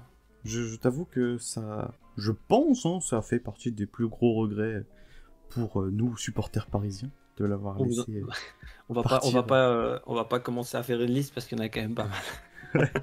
Mais je te rejoins sur le côté où Coman, je trouve très impressionnant il peut recevoir le ballon et en tant que départ arrêté, où tu sais qu'il a 2 mètres de retard, il va pousser son ballon, il sera devant le défenseur quoi qu'il arrive. Et ouais, je suis d'accord, c'est assez impressionnant de le voir. Alors que pourtant ça reste un petit modèle, je trouve. Ouais, tout à fait. Si tu devais avoir la mentalité, ce serait de quel joueur? Ça rejoint un peu le Lam. leadership. Philippe Lam. Je ne peux qu'adhérer à cette réponse, qui est l'un de mes joueurs favoris de tous les temps. Ouais, Philippe Lam, c'est un joueur. Moi, je joue au même poste que lui. Si je fais une montée et que je reçois pas le ballon, C'est ce que ça m'énerve. Comment peux-tu faire autant de montées alors que tu sais pertinemment que devant toi t'as Arjen Robben et que t'as 99% de chance que le il te type la fasse pas. finisse par frapper et qu'il te la mette pas. Et il continue, et il continue. Ah mais moi Philippe Lam, Je incroyable, ne incroyable. peux qu'adhérer. J'ai eu à peu près le même argumentaire quand j'avais fait sur mon live mon 11 de rêve. Ouais, tu l'avais mis? Et ouais. Pour moi, Ah ouais. c'est l'exemple même de je donnerai toujours tout à 100% sans attendre rien en retour. Lui, la seule chose qui compte, ce sera les titres et gagner les matchs et les 3 points à chaque fois. Une générosité, je pense que faut me citer, il y en a pas beaucoup qui peuvent s'asseoir à sa table. Je pense vraiment Philippe Lam, d'un point de vue générosité, c'est pour moi l'un des joueurs qui est incroyable, incroyable. Et pour terminer cette petite interlude, c'est quoi le numéro? Ce serait quoi en tout cas le numéro sur ton maillot? Le numéro 8. Pour le côté milieu de terrain ou plus ou une raison plus personnelle? Non, non, ben écoute, je suis né le 8 du 8. Ah. Donc voilà. C'est également le numéro de ma maman. Donc voilà, c'est mon numéro de cœur. Ça a toujours été le 8. Donc voilà, simplement. Bon, on en a terminé avec cette petite interlude. Du coup, on va reprendre un petit côté, quelques plus grosses questions niveau foot. Et pour moi, ma première question, c'est pour toi, c'est quoi le rôle le plus important au football? C'est-à-dire, si tu étais sélectionneur, qu'est-ce qui ferait la base de ton équipe? Le poste, tu prends Ah, à ok. peu près des joueurs de niveau similaire, donc c'est pas forcément l'individualité que tu prendras en premier, mais c'est plus le poste que tu voudrais sélectionner en premier, celui qui commencerait à construire ton équipe. Bah, je dirais le cœur. Le cœur de l'équipe. Aujourd'hui, dans le football moderne, les joueurs les plus importants, et c'est peut-être aussi les joueurs les plus complets, c'est pour moi le poste de sentinelle, plus anciennement un peu appelé milieu défensif. Mais je pense que tu vois duquel joueur Ouais, je parle. le Sergio Busquets. Voilà, ce joueur qui vient décrocher entre les deux défenseurs centraux, récupérer le ballon, et qui a vraiment cette qualité de se retourner, cette assurance, est capable de distribuer, et c'est ceux qui démarrent une action. Et pour moi, aujourd'hui, avoir un joueur comme ça, c'est primordial. Dans le football moderne, aujourd'hui, c'est primordial, ouais, clairement. Je ne peux qu'adhérer, étant donné que c'est mon poste et le rôle en plus que occupent ces joueurs dans le foot actuel, où avant, ouais, c'était vraiment, je viens consolider la défense et j'essaye d'apporter le minimum de choses offensivement, c'est-à-dire je transmets à mes 8 qui, eux, vont faire les montées. J'ai Mhm. l'impression qu'ils ont pris une dimension, comme les latéraux dans le foot actuel, vraiment assez énorme, dans le sens où c'est du dépassement de fonction constamment. Ouais, Et j'aime vraiment beaucoup. Je pense que ça va être une question qui peut t'intéresser, puisque tu l'as dit, tu parles, en tout cas tu fonctionnes beaucoup avec le cœur. Tu es plutôt carrière à la Totti. Je dis carrière à la Totti, hein, pour ne pas décontenancer ton cœur de bien la sûr. Juve. Donc pas forcément ultra couronné, en tout cas pas à la hauteur de son talent en termes de palmarès, mais qui reste du coup sous une seule bannière toute sa carrière. Ou carrière à la Ibra, beaucoup plus de titres, beaucoup plus de championnats, il va découvrir beaucoup de clubs, et il y a moins ce côté ferveur pour un seul public. Alors là, la question elle est facile, hein. Moi, je reste dans le même club. Moi, carrière à la Totti, y a pas à dire. Clairement, il y a moins ce côté, ben, tu gagnes moins de titres. Mais au final, Ibra, on s'en souviendra. Mais dans quel club il est adulé? À Moi je Paris? pense qu'il est Paris, il est adulé, bien... Peut-être pas adulé, mais mais il est apprécié pour ce parce qu'il a fait. parce qu'il a fait plus que ce qu'il a donné sur le terrain aussi. Voilà. C'est le premier joueur qui donne une dimension européenne au club, Mhm. je trouve. Mais aujourd'hui, tu t'attardes vraiment, tu compares je dirais, à la reconnaissance que le public parisien peut avoir à Ibrahimovic et à la reconnaissance que des tifosi de la Roma peuvent avoir à un Totti. c'est mais deux mondes d'écart. C'est Ibra, quand il est parti de Paris, personne n'a pleuré. On était Non. triste, c'est un grand joueur. J'y étais C'est d'ailleurs, quelqu'un, à ce match-là. voilà, c'est quelqu'un qui a apporté beaucoup à un club, ça on peut pas le cacher, mais c'est quelqu'un qui, voilà, ça reste, voilà, tu t'en souviens, c'était quelqu'un d'important, mais ça arrête là. Totti arrive à faire pleurer à une ville, t'es le roi, t'es un roi, Ouais, hein, Totti, c'était le roi de Rome, et il était respecté autant par les gars de la Lazio que par les tifosi de la Roma, et ça, pour ça, mais y a pas à dire, c'était, moi, y a pas à dire, c'est ce que j'apprécie, et je trouve, aujourd'hui, c'est rare en plus, aujourd'hui, Oui. c'est tellement rare. Ça, moi, il n'y a pas à dire. J'espère vraiment qu'on va retrouver un petit peu plus de reconnaissance et moins ce foot business. Et ça, c'est d'après moi aussi uniquement l'argent qui rend malheureusement ces choses moins courantes. Mais je te rejoins sur le fait qu'il y en a beaucoup moins désormais, les joueurs qui restent toute leur carrière dans un même club. Je sais que, pour prendre des exemples, on en avait discuté avec Seka aussi. Il y avait l'exemple Mandanda qui a fait certains petits sauts, mais qui a quand même fait quasiment toute sa carrière à l'OM, et que c'est quelque chose qui est ultra important. Moi, pour mon exemple perso, j'ai Kimpembe, ou même dans d'autres mesures, Marquinhos ou Verratti, qui sont des joueurs qui sont arrivés tellement petits que bon, tu peux quasiment considérer qu'ils sont là depuis le début. J'avoue que c'est des joueurs qui, même s'ils n'auront pas forcément, disons, le talent incroyable, je pense pas que ce soit les meilleurs joueurs du monde, enfin, quoique Marquinhos, à son poste, c'est plutôt bien, mais l'amour qu'un supporter peut lui octroyer parce que il a fait le choix aussi de rester fidèle à un seul club, je te rejoins sur le fait de... C'est quelque chose qui a de moins en moins et qui... le foot, c'est aussi beaucoup pour les supporters, et tu donnes énormément à un même groupe de supporters, et je trouve ça assez beau en tout cas. Non, ça, il n'y a pas à dire. Alors moi, clairement, c'est Totti. Pour toi, quel est le joueur le plus sous-coté? Yann Sommer. Qui Yann avait... Sommer. J'embraye juste avant enfin, je te coupe juste un tout petit peu. Que j'ai sélectionné dans mon mercato parfait avec la Bundesliga. Et c'est vrai qu'il a été, si je dis pas de bêtises, meilleur gardien de Bundesliga à 2 ans, 2 ou 3 ans. Enfin, en tout cas, pendant la période un peu de convalescence de Neuer. Ouais, et c'est le gardien. Enfin, pour moi, j'ai un peu l'impression que suite à l'Euro, à nouveau, certains l'ont découvert.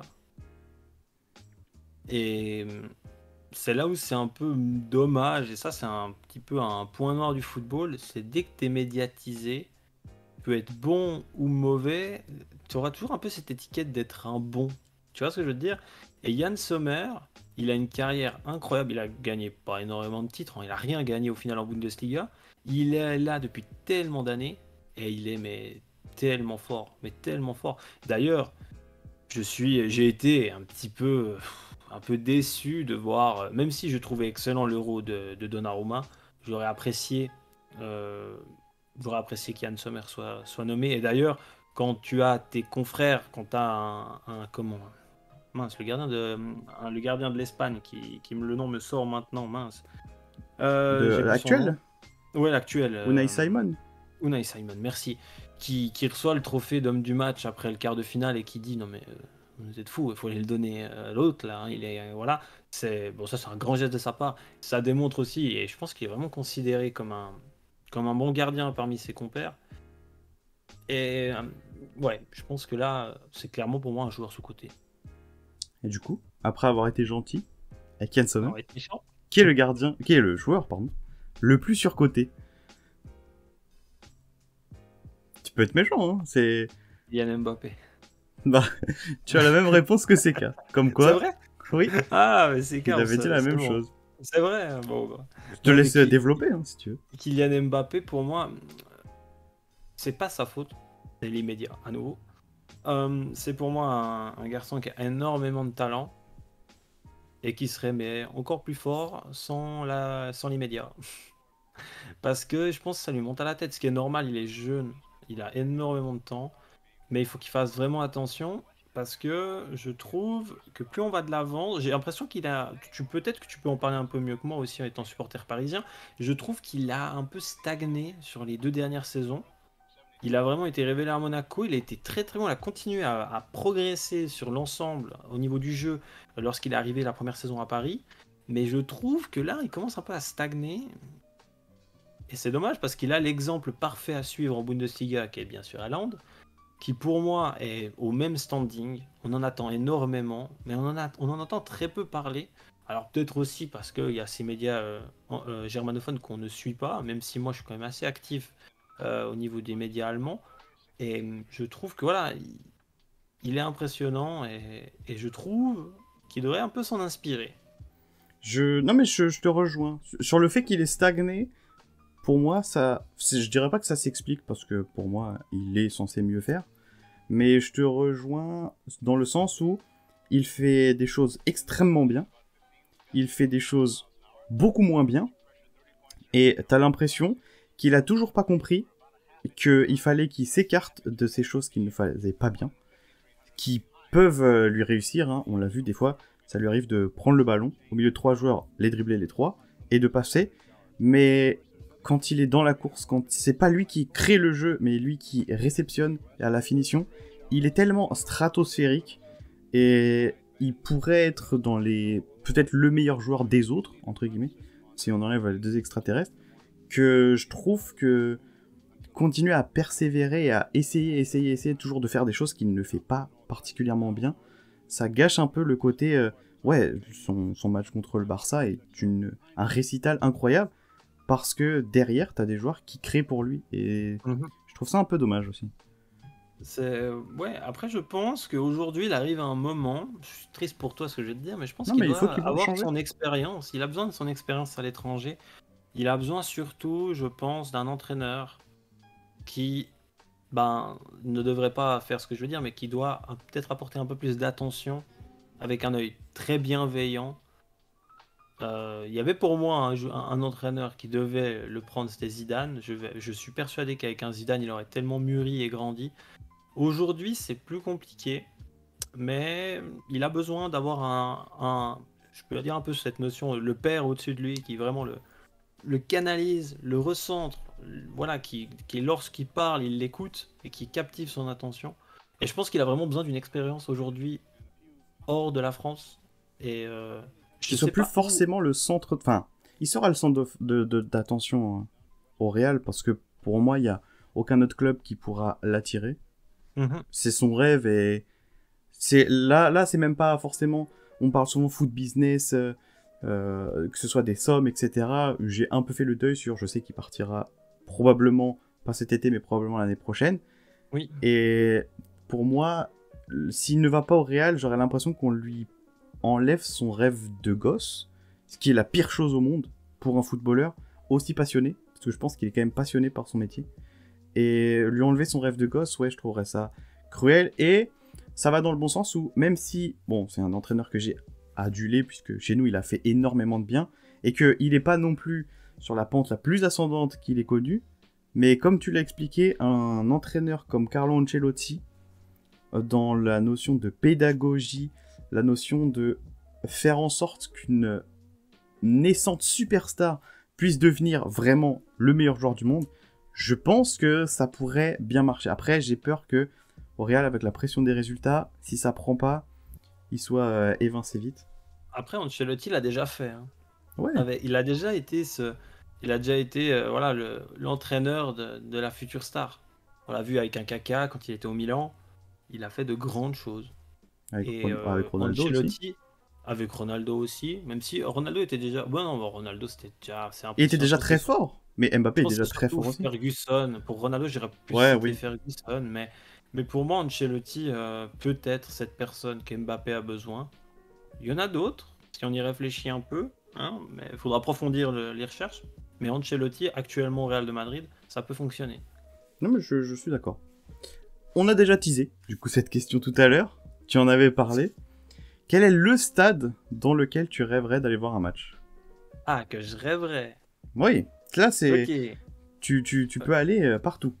ok. Du coup, là, c'est vaste. Waouh. Le problème, c'est que j'ai tellement de stats que j'ai envie de faire que je dois en choisir un maintenant. Écoute, je vais vraiment prendre quelque chose qui me semble, je vais pas dire inaccessible, mais difficilement accessible. Là, comme ça, je t'aurais peut-être cité, j'aurais apprécié faire un derby Fenerbahçe-Galatasaray. Mais je vais te dire, je vais partir du côté Amérique du Sud et je vais dire un classique, je pense, là-bas, la Bombonera, qui Ouais, un est stade. mythique, qui a également une ambiance incroyable et qui me paraît, voilà, je me vois pas prendre un billet d'avion et puis partir voir un match en Argentine. C'est pas forcément quelque chose que je ferais maintenant, peut-être avant, mais plus maintenant. Et ça me semble bien plus compliqué qu'avant. Donc je te dis la Bombonera. Un Bon, bon ça. derby de Rive. Je pense que ça doit être sympa. Dans les tribunes, autant que sur le terrain, d'ailleurs. Non, ça va être impressionnant, vraiment. Un peu dans la même veine, d'un seul choix. Si tu ne devais garder qu'un seul maillot, ce serait lequel? Oh là là, Ouais, c'est- dur celle-là. Surtout que Oh, je suis un fan incommensurable de maillots. Si je retrouve la photo, je vous mettrai peut-être la photo de mon armoire qui est remplie. Je dois en avoir, je sais pas, 150. J'ai Ouais. vu que tu étais un gros fan de maillots, que tu avais une énorme collection. Alors, je sais pas si tu vois bien là, au-dessus de l'armoire, il y a plusieurs sacs, c'est rempli de maillots. Alors, pour t'expliquer, je dois trier les maillots avec lesquels j'ai le plus où j'apporte le plus d'importance pour les mettre dans l'armoire. Ouais, bah oui. Alors, tu veux que j'aille les chercher? Alors, si tu veux, tu peux aller le chercher, je ferai Je vais. petit cut. Donc j'ai le droit qu'à un seul maillot. Oh. Un seul. Je vais d'abord faire la mention honorable. La mention honorable, c'est ce maillot-là, qui est un très vieux maillot, qui est le dernier maillot que la Juve a porté quand elle a remporté la Ligue des Champions en 96, qui est un maillot que je porte jamais, qui est un maillot que j'avais acheté en Italie, que j'ai acheté très très cher et que je porte jamais. Qui est d'ailleurs aujourd'hui, franchement, si tu analyses un tout petit peu le maillot, il est horrible. C'est rétro. C'est Hein. des choix, quoi. Il y a, Voilà, il y a il des est- choix forts. Voilà, Faut assumer le porter. Il faut assumer le porter celui-là. Et derrière, il est floqué Viali, qui est d'ailleurs le dernier capitaine de la Juve à avoir soulevé une Ligue des Champions. Donc voilà, le maillot de la Juve de 1996. Et bon, maintenant, c'était évident. Là, j'ai la maison qui brûle, je prends celui-là. C'est un maillot. C'est le dernier maillot de Del Piero avec la Juve. C'est le dernier qu'il a porté. Voilà. Ça veut tout dire. Bien sûr, floqué Del Piero, du coup. Jamais porté. Celui-là, le jour où j'ai vraiment la place, où on déménage et j'ai l'occasion de me faire Un une gaming petit room. bureau, ouais. Je le mets dans un cadre. Celui-là, il est Ouais, dans ouais. un cadre. C'est les deux maillots. Mais sincèrement, je pleurerais quand même parce que j'en laisserais tellement derrière moi. C'est le but. Si tu avais dû marquer un seul but dans toute l'histoire du foot, ce serait lequel? Zidane contre Leverkusen. La reprise Ah ouais. pied gauche, je crois. Pied gauche. Ouais, pied Il me gauche. semble. Débordement C'est ça qui est fou. Débordement de Roberto Carlos. Et, Le centre. le centre incroyable. Reprise de volée. Le geste pur. Je pense, pour moi, c'est le geste que je trouve le plus de classe, le plus d'élégance à la reprise de volée. Une reprise de volée pure, pleine lucarne, comme il l'a fait. Magnifique. C'est pour moi les plus beaux buts. Et je pense, ouais, c'est le but qui me vient en tête là. Et je confirme parce qu'il est exceptionnel et légendaire. La reprise de volée de Zidane contre Leverkusen en 2002. Oui, et puis il y a aussi le contexte, qui est quand même un match important. Donc, t'arrives à ce stade-là, tu fais ça, bon, je pense que ça place le bonhomme. Là, encore une fois, lui, il fait partie de petites tablées très restreintes, avec pas beaucoup de joueurs, je pense. Ouais, non, c'est exceptionnel. Après, j'aime beaucoup discuter avec les fans du Real. Et puis, je dis, bon, maintenant, je vais me mettre dans un dilemme. Et je vais te le mettre aussi, du coup, parce que c'est un peu moi qui prends la main cette fois-ci. Zidane, c'était meilleur à la Juve ou au Real? Pour moi, la question, elle est facile dans le sens où j'étais beaucoup trop jeune à la Juve. Ouais. Et au Real, j'ai eu quelques brides, mais j'ai pas non plus regardé énormément. Parce que, en grosso modo, quand j'arrive et que je commence à regarder le foot, c'est la fin, c'est la Coupe du Monde 2006, et du coup, c'est malheureusement la fin. Du coup, j'aurais tendance à te dire le Real, mais c'est plus dans un... Je vais me cacher un peu derrière cette excuse aussi, hein. Mais c'est plus dans le sens où j'ai pas assez vu et pas assez d'expérience de Zidane à la Juve. Donc ouais, je vais vraiment me cacher derrière cette excuse, hein. Ok. Mais je comprends, hein, je comprends. C'est vrai que j'ai pas pensé à ce point-là, mais c'est vrai qu'il y a un très gros... Après moi, personnellement, qui a énormément regardé des vidéos de Zidane, notamment à la Juve, pour moi, c'était exceptionnel. C'était... Ouais, non, mais de toute façon, on parle d'un des 5, 3, Ouais, 2, peut-être même plus meilleurs joueurs de l'histoire, donc... ouais, Zidane, c'était incroyable. C'était ouais, incroyable. Zidane, c'est incroyable. Y a pas d'autre... Tu peux Tu vois, rien je dire pense d'autre. que c'est une bonne phrase, c'est une bonne phrase, hein. Voilà. C'est quoi pour toi la meilleure célébration? Celle qui t'a le plus marqué? Ouais, y a pas vraiment de célébrations qui m'ont marqué. Je trouve que les plus belles célébrations, c'est quand tu as cette sensation de cette toute l'équipe qui exulte. Tu vois ce que je veux dire? Ok. C'est ces joueurs qui viennent, qui font les chutes, qui montent le maillot, voilà, Ronaldo qui fait son truc. C'est propre aux joueurs, je suis tout à fait d'accord. Je trouve pas ça. Alors, je trouve sympa, hein, bien sûr, ça fait partie du football. Mais je trouve que l'émotion qui dégage après avoir marqué un but important et que tu as cette sensation d'unité derrière une équipe qui exulte parce qu'on a marqué, Ça serait plus qui est une une célébration sensation, collective, ouais, quoi. moi c'était tellement beau, où tu laisses exploser ta joie, je trouve ça tellement incroyable. C'est d'ailleurs des sensations que tu peux retrouver même en jouant, même moi à mon Oui, niveau, oui. j'ai des souvenirs où tu marques un but important, c'est l'exulte, c'est tout le monde qui vient, c'est tout le monde qui te saute dessus, tu laisses relâcher la pression. Et moi je trouve que ça c'est les plus beaux, les plus belles célébrations. Et ça va aussi dans le sens où le football est un sport collectif et que je trouve ultra important de célébrer avec les autres. Je Il y a marque... même pas... Même pas le... J'ai pensé légèrement. La Ouais. petite main sur le cœur de Ronaldo après sa reprise... Enfin, sa retournée acrobatique contre la Juve. Alors sur ce but-là, au-delà du fait qu'il soit exceptionnel, la réaction du public est C'est pour exceptionnelle. ça.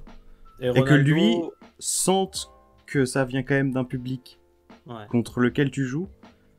J'ai l'impression que ça l'a beaucoup touché et je crois...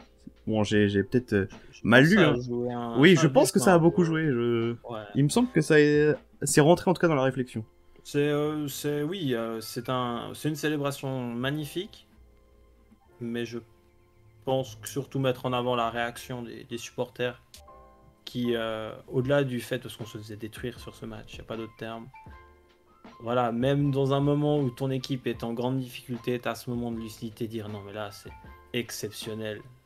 Là, ça mérite juste d'applaudir. Et il n'y a pas beaucoup de joueurs qui ont été applaudis par un stade. On peut citer des grands noms, hein. Surtout Oui, bah, je un pense que... Ronaldinho au Bernabeu. Il y a pas beaucoup Iniesta aussi. Iniesta, tu peux pas te vanter de. Franchement, voilà. Mais après, la réaction de Ronaldo est belle, mais je vais plus retenir la réaction du public. Ouais, oui, oui. Oui, c'est pour moi, ça rentre en compte, c'est toute l'atmosphère. Du coup, qui en tire. C'est limite pas le but en lui-même le plus beau de tout ce moment. Enfin, perso, je ne Ouais, trouve pas. avec du recul, ouais, clairement. C'est quoi pour toi la meilleure performance individuelle que tu aies vue? Je t'ai mis quelques exemples pour me faire comprendre aussi. Bon, en tant que Français, je pense que le Zidane contre le Brésil en 2006 Ouais. reste un des matchs les plus incroyables. Ça va te parler aussi. Ronaldo contre l'Atlético. Le match retour, je pense que ça peut rentrer. Ouais, Un tout à fait. Tadic aussi, contre le Real qui avait marché sur l'eau. C'est une performance que j'aime bien citer parce que elle est des fois trop oubliée.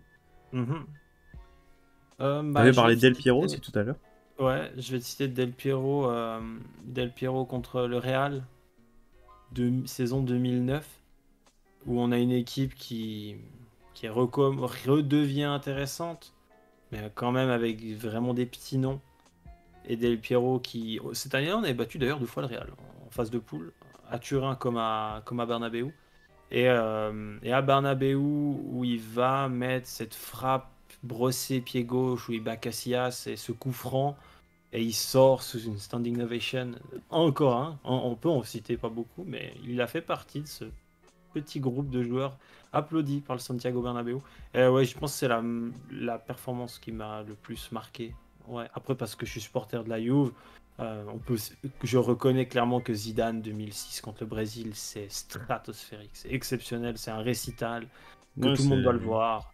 Il y en a beaucoup, il y en a vraiment beaucoup de prestations. J'ai une prestation qui va peut-être te surprendre, et avec toute ma lucidité de supporter, je vais en parler. Euh, la performance de Oussama Aouar, Lyon-Juventus, Le match retour, du coup? non, le match Non, aller, le match aller à la à Juve. l'OL. Ah non, c'était à Lyon. J'y étais. C'était tout au début du Covid. C'était déjà un petit peu la panique d'ailleurs. Et la performance d'Oussama Aouar, j'avais trouvé incroyable. Et je suis sorti du match. J'ai dit, lui, il faut l'acheter. C'est impressionnant. Et malheureusement pour lui, sa carrière n'a pas forcément continué vers le haut. Mais je pense que ça reste Là, il un pourrait joueur changer d'air, ouais, je pense, qui a besoin de changer d'air et qui a énormément de potentiel. Et qui est un ouais, petit peu dans un profil d'un Kylian Mbappé. je te rejoins. Si tu avais une machine à voyager dans le temps, en ta possession, et que tu pouvais revivre un match, que t'as vu ou non, hein, ça, c'est toi qui choisis, mais en y temps directement dans le stade, t'irais où? Désolé, je vais pas très loin, mais le huitième de finale Suisse-France. Je peux rejoindre, hein, je peux te rejoindre. C'est vrai que je suis pas très original. J'aurais pu citer la finale de la Ligue des Champions en 96, mais je retourne voir la finale, le huitième de finale Suisse-France dans cette atmosphère et ce scénario complètement fou. Le match est fou, Qui oui, en d'ailleurs, lui-même. Hein. émotionnellement, c'est un des rares matchs. Alors, j'ai pas beaucoup pleuré dans un match, mais alors pleurer deux fois.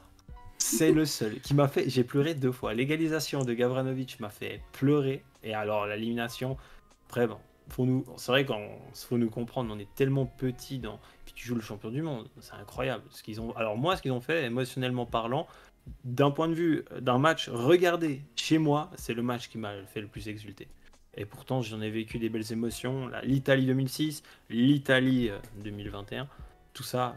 Je pense que le Suisse-France, j'étais sur le encore plus haute planète. C'était incroyable. C'était Non, mais exceptionnel. surtout que je pense que ça mérite d'en rajouter une petite couche en tout cas, qu'on cite trop souvent la débâcle française, ce qui est réel, hein, mais la performance de l'équipe suisse, je pense que souvent on dit l'équipe de France a mal joué, du coup ils ont perdu. Je pense que c'est plus du côté de l'équipe suisse a bien joué, du coup elle a gagné, plus que... Enfin, je préfère en tout cas donner le point positif à la victoire de l'équipe suisse que le point négatif simplement à l'équipe de France qui s'est sortie. Enfin, c'est mon point de vue. Je suis complètement d'accord avec toi. Puis si je peux rajouter un truc, d'un point de vue extérieur, puisque je suis pas français, j'ai envie de dire que je trouve un peu facile de détruire cette équipe de France qui 2 ans auparavant apportait tellement de bonheur à tout un peuple. Sur, Voilà, on le rappelle, un tir au but manqué, hein, parce que ça se joue à un voilà, exercice technique. c'est ça. Et donc finalement, C'est la culture du résultat. Hein. voilà. Et il y a des équipes qui ont fait bien pire, hein, parce que quand tu t'appelles l'Italie 2006, t'es championne du monde, t'arrives en 2010, tu te fais sortir par la Slovénie et là tu vois ce que je veux dire? L'Allemagne qui se fait sortir par la Corée. Voilà, il y en a beaucoup des exemples. Hein. Vous êtes pas il y a une malédiction après le champion du monde. Oh, donc, je pense. donc voilà, mais oui, je trouve que je suis d'accord avec toi et ça me fait plaisir de l'entendre que tu dises, bah oui, il y a bel et bien eu pour moi, pour ce Suisse-France, tout de suite attaquer la France. Et on oublie des fois aussi que l'équipe en face a fait un super match. Ouais. Pour toi, c'est quoi la plus belle récompense pour un footballeur? C'est la Coupe du Monde, la Ligue des Champions, un Ballon d'Or? Alors, tu peux l'aborder de différentes manières. On pourrait dire par exemple un Ballon d'Or, parce C'est que justement pour mettre en concurrence le trophée voilà. individuel face au trophée collectif, Mais que ce le soit avec ta Ballon nation d'Or, ou ton club d'ailleurs. si tu remportes le Ballon d'Or, c'est que tu as très certainement remporté beaucoup de compétitions et tu as fait une grande saison.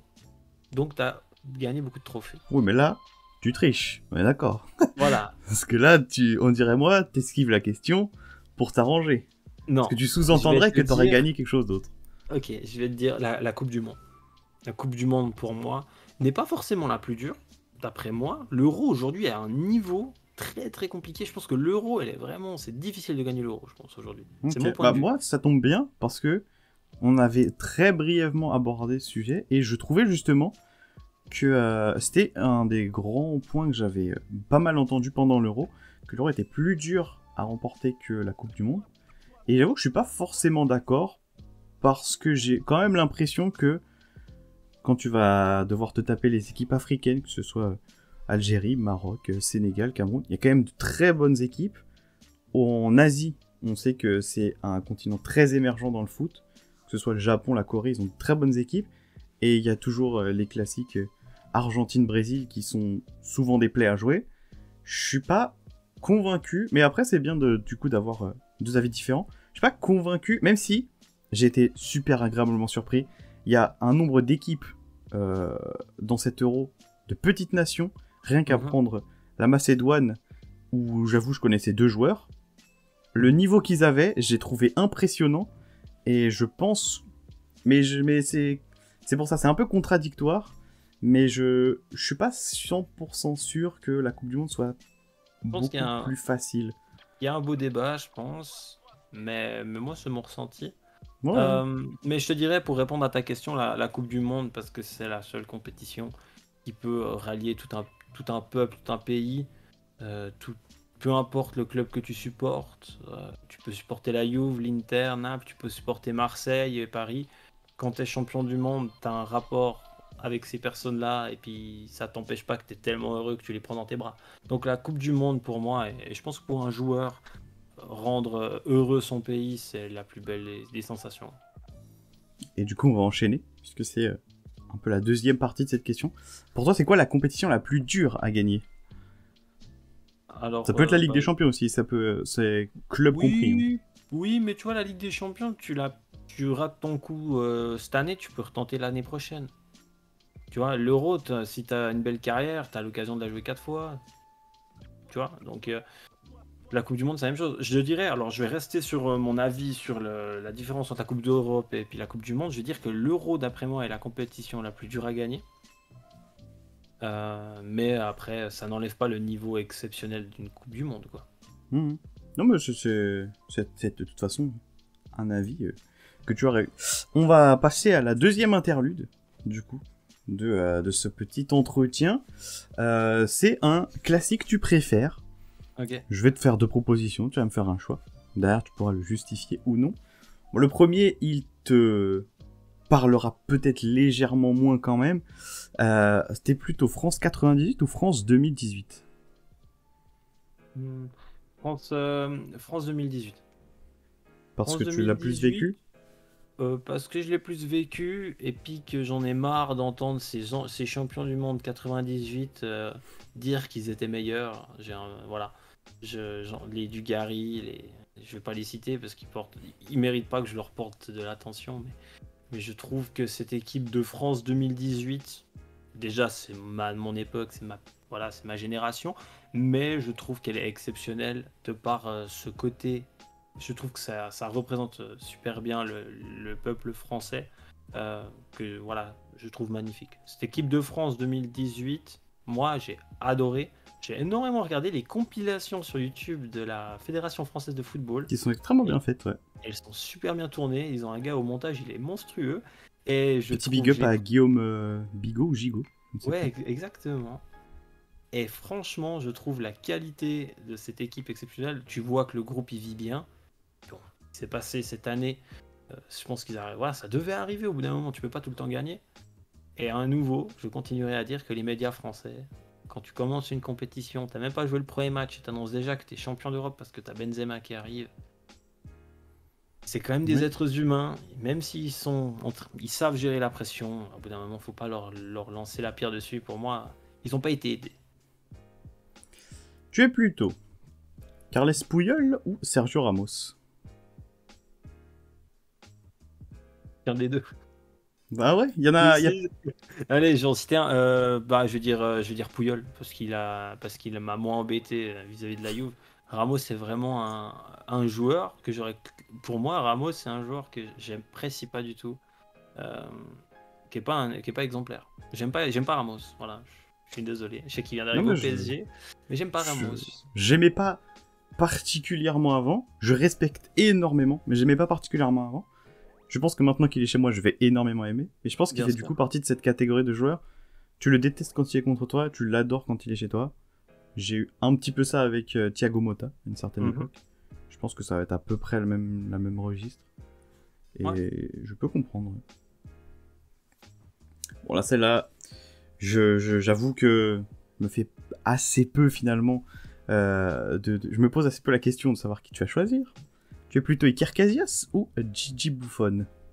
Ah, bah, Buffon, bien sûr. Non, mais c'est c'est clair que bon, dans ma situation, c'est très particulier, mais Buffon, lors du le premier départ de Buffon, quand il est parti au Paris Saint-Germain, le dernier match de la saison, Il on est pas, soulevait il le est trophée. jamais parti au Paris Saint-Germain, c'est faux. Il n'est jamais venu contre nous faire ce match Il aurait, contre Manchester. il aurait jamais dû. Il aurait jamais dû. Mais ce match-là, ce dernier match où il était censé partir, d'ailleurs, dans l'armoire, j'ai son maillot dédicacé. Il a dédicacé le maillot, donc il est magnifique. Celui-là, je le garde très précieusement.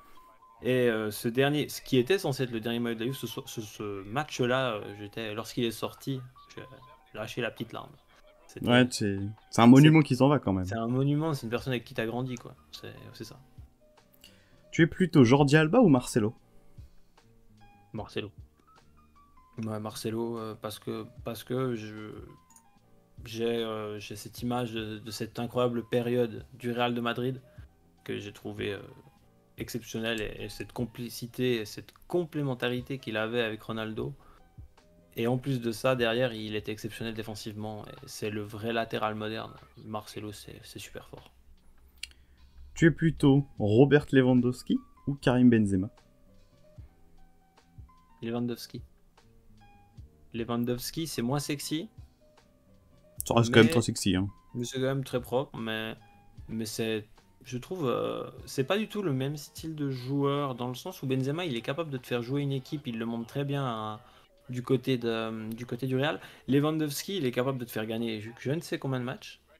Mais par contre, le jour où tu lui demandes de faire le jeu, il n'en est pas capable. Tu vois ce que je veux te dire? Bah, ça C'est se pas. voit, je trouve. C'est criant cette année, encore une fois. Où on va pas dire que Benzema était particulièrement aidé au Real.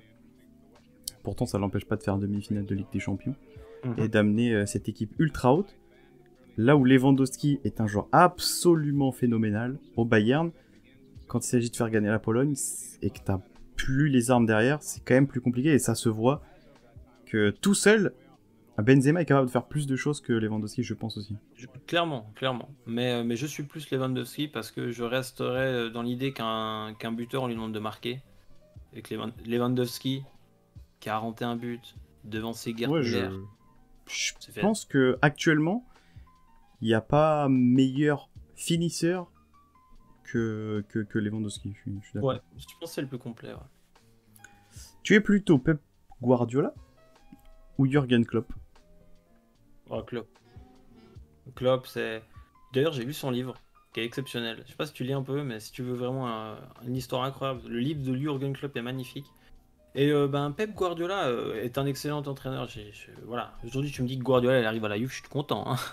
Mais Jürgen Klopp, j'aime beaucoup le profil, ce côté allemand, ce côté. Ouais, le fait d'avoir lu son livre me fait aussi un peu plus l'apprécier, mais voilà, je dirais Jürgen Klopp. Mais ça reste deux monstres, hein, ça reste. Oui, de toute façon. Aujourd'hui, il y a débat, hein, On ne dit pas qui est le meilleur, là c'est ton mais choix. moi, c'est mon choix, je suis plus Jürgen Klopp. J'ai aussi Stade et Bundesliga qui parle, donc voilà. Après, Guardiola qui a quand même joué au Bayern Munich et qui a, je trouve aussi, en partie révolutionné le jeu de la Bundesliga en règle générale. Oui, Qui avant mais était beaucoup plus vertical et construit un peu plus maintenant. je suis d'accord, mais aujourd'hui, toi et moi, on est capable de faire un 11 du Bayern. On est entraîneur Oui, pour un oui. match, on est capable de les mettre sur le terrain. Tu vois ce que je veux dire? Quand tu regardes Klopp qui commence à Mainz, qui a ce côté incroyable de. Faut savoir que Klopp, il est devenu entraîneur de Mainz sur un coup de fil, il était capitaine de l'équipe.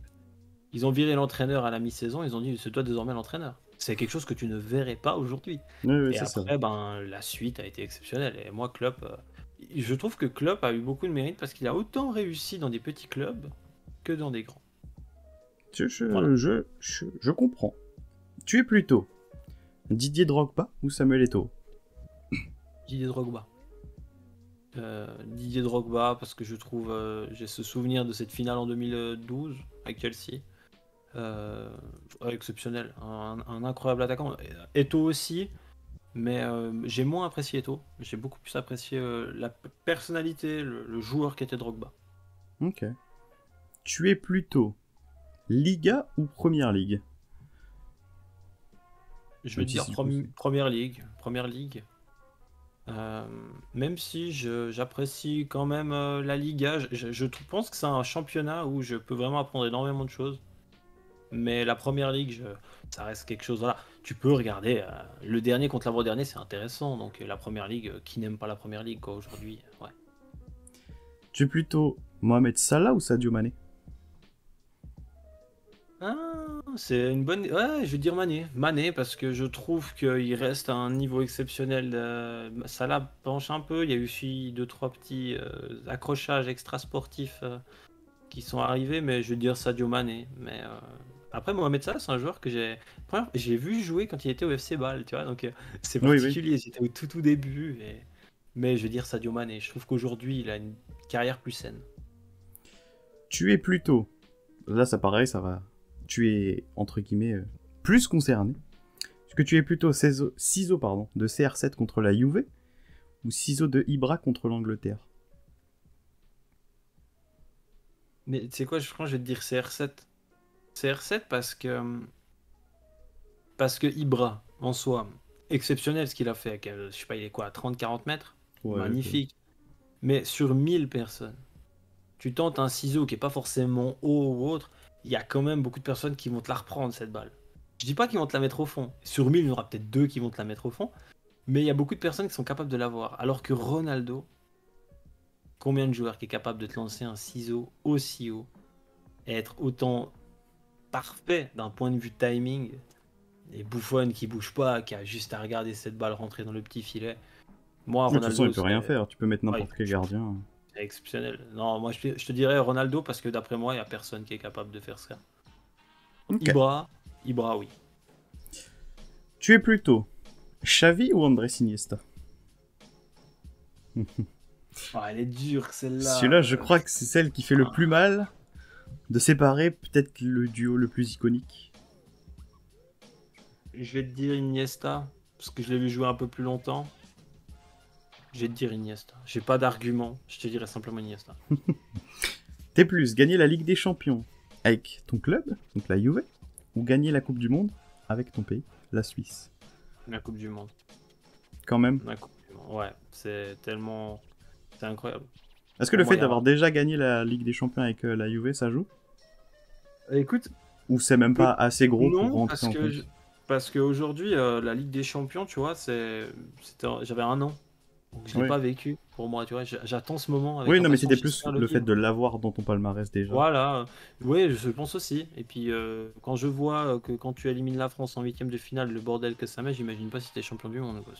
Bon, bah, tout le monde dans la rue, hein, je pense. Hein. Ah non, c'est incroyable, c'était incroyable. Donc, non, Pendant 5 jours, tout le monde klaxonnait. Hein. Chez nous, t'inquiète pas. Tu es plutôt Riyad Mahrez ou Hakim Ziyech? Mahrez. Mahrez, parce qu'il a une carrière incroyable. Oui, C'est un un parcours battant. incroyable en plus. Un parcours incroyable, une carrière incroyable aussi, et c'est un battant. Et il a, ouais, rien de Mahrez plutôt. Tu es plutôt deux joueurs que tu as battus, du coup. Paul Pogba ou N'Golo Kanté? N'Golo Kanté. N'Golo Kanté, parce que je suis désolé de dire ça, mais pour moi, Paul Pogba, il est surcoté. À ce point-là? Ouais, moi je trouve qu'il est surcoté, Pogba. Il a fait un superbe Euro, mais si tu suis un peu la première ligue, tu sais qu'il a pas fait une saison, la saison qu'on attendait. Et pour moi, le Pogba incroyable, c'était celui de la Juve. Ou de l'équipe de France. Ouais, ou de l'équipe de France aussi, voilà. Mais avec l'équipe de France, tu vois que c'est un joueur qui est incroyable en sélection pour moi. Et je Oui, trouve c'est que j'ai perdu Paul Pogba du moment qu'il part de la Juve. Pas parce qu'il est parti, hein. Je respecte Non, mais son choix, mais... À United, il a jamais, comment dire, comblé les attentes et ça a toujours été, sera toujours un couac dans son histoire de footballeur, je pense, parce que ce soit la première fois où tu pars sans rien avoir prouvé, ouais. Tu grandis et derrière tu reviens en tant que potentiel futur patron et tu n'arrives pas tout simplement. Je suis d'accord que ce sera toujours un point noir dans sa carrière, je pense, puisque a priori, il restera pas forcément plus longtemps que la dernière année qui lui reste. Si, il y reste. Mais je suis d'accord. Surcoté, je trouve ça dur dans le sens où on voit quand même qu'il est capable de faire d'énormes choses. Mais c'est vrai que si t'es simple supporter de United, comment nous, Français, on va expliquer aux supporters des Red Devils que Pogba joue comme ça avec nous et jamais avec eux comme ça. C'est ça. Je me vois pas trop leur expliquer ça, je t'avoue. Tu es plutôt, celui-là il va être facile aussi, Erling Haaland ou Kylian Mbappé? Haaland pour les arguments que je donnais avant. Voilà. Bon, le classique, ce sera l'avant-dernier, puisque je t'en laisse un CR7. petit dernier. Je m'avance, CR7. C'est ça? Exactement, c'était lui. Ouais, bon. Après, bon. Alors, si on en parle un peu, c'est exceptionnel, c'est deux extraterrestres. Oui, bah oui, c'est...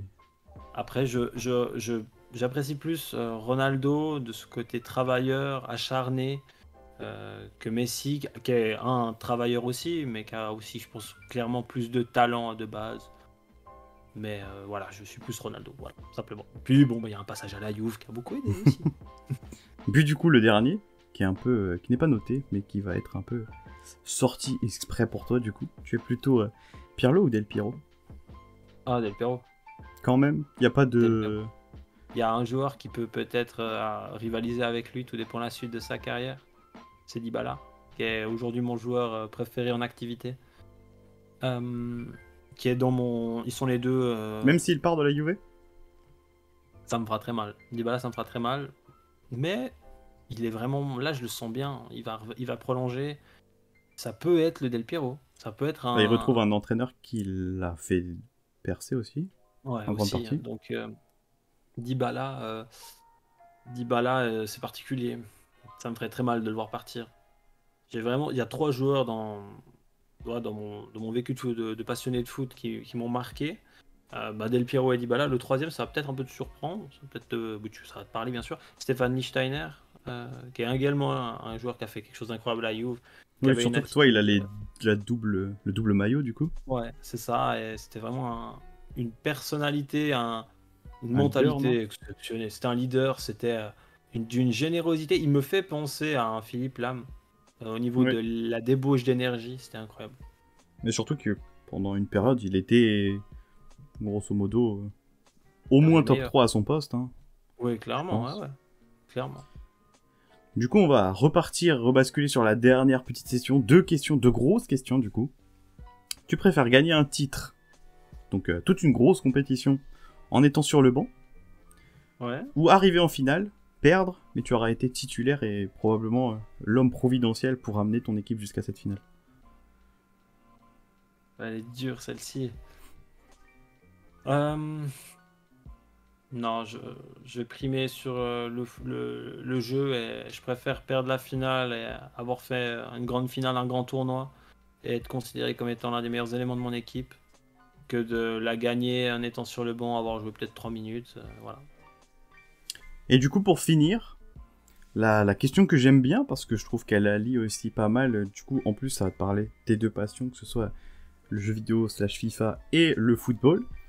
Si tu devais choisir une équipe all-time, donc j'entends Barça 2009, Real 2018, etc., pour faire une carrière manager complète, ce sera avec qui? Elle est pas facile celle-là aussi. Hein. Je vais pas être très original. Je vais faire la Juve 2010-2011, la Renaissance, avec une équipe qui est extrêmement bancale, avec des joueurs, des Matri, des Borrello, des noms, mais voilà, des Bonucci et Chiellini qui sont même pas un dixième de ce qu'ils sont aujourd'hui. Et cette équipe qui m'a... Voilà, c'est le premier titre vraiment de la Juve où je vis à fond le truc. Et je vais citer cette équipe, ouais. C'était une pour équipe le côté construction, du coup. Voilà, et puis il y avait Del Piero, donc clairement. Tu auras pu au moins l'avoir manette en main pendant un petit moment. Voilà, c'est ça. Bon bah voilà, c'en est du coup terminé. Je vais te laisser d'abord tout simplement le mot de la fin, si tu as des des mots pour les gens qui te suivent, n'importe, des petits remerciements, des petits big up, comme tu veux. Bah, bon, bien sûr, d'abord, je vais te remercier, hein, parce que je trouve ça vraiment bien de mettre en avant les youtubeurs carrière manager, parce que je pense que ça peut vraiment en intéresser beaucoup. Par contre, tu dois me promettre une chose, c'est que tu passeras une fois de l'autre côté. Je le ferai. Un Voilà, jour, je le ferai. tu trouveras les personnes qui te connaissent assez et qui te feront passer ce petit interview qui est super sympa et qui est vraiment cool. Merci beaucoup. Et un réel plaisir. Je peux remercier tellement de personnes que c'est compliqué, mais je vais plutôt remercier dans l'ensemble tout le monde, que ce soit les abonnés, que ce soit même les youtubeurs, les collègues qui ont pu apporter en l'espace d'une année énormément d'aide. Et puis j'espère que ça va continuer et puis qu'on continuera à prendre du plaisir, voilà. Bah, c'était, je pense, un bon mot de la fin, hein. Un mot très positif. Et du coup, c'en est terminé pour ce deuxième épisode de Dans le Vestiaire. C'était avec Micro. Je vous remets pareil, que ce soit l'épisode 1 avec CK ou la version longue. Vous aurez donc, comme la dernière fois, une version courte où j'essaierai de condenser ça pour pas que ça dure trop longtemps, ceux qui sont par exemple dans les transports. Et une version longue pour ceux qui veulent juste mettre ça à côté pendant qu'ils travaillent, etc. On se retrouve donc, j'espère, très bientôt pour un 3e épisode. N'hésitez pas à me donner des petits noms, pourquoi pas, de gens que vous aimeriez bien voir passer ici, ou même des questions que vous aimeriez leur poser. On se retrouve nous donc très bientôt pour une prochaine vidéo. Ciao!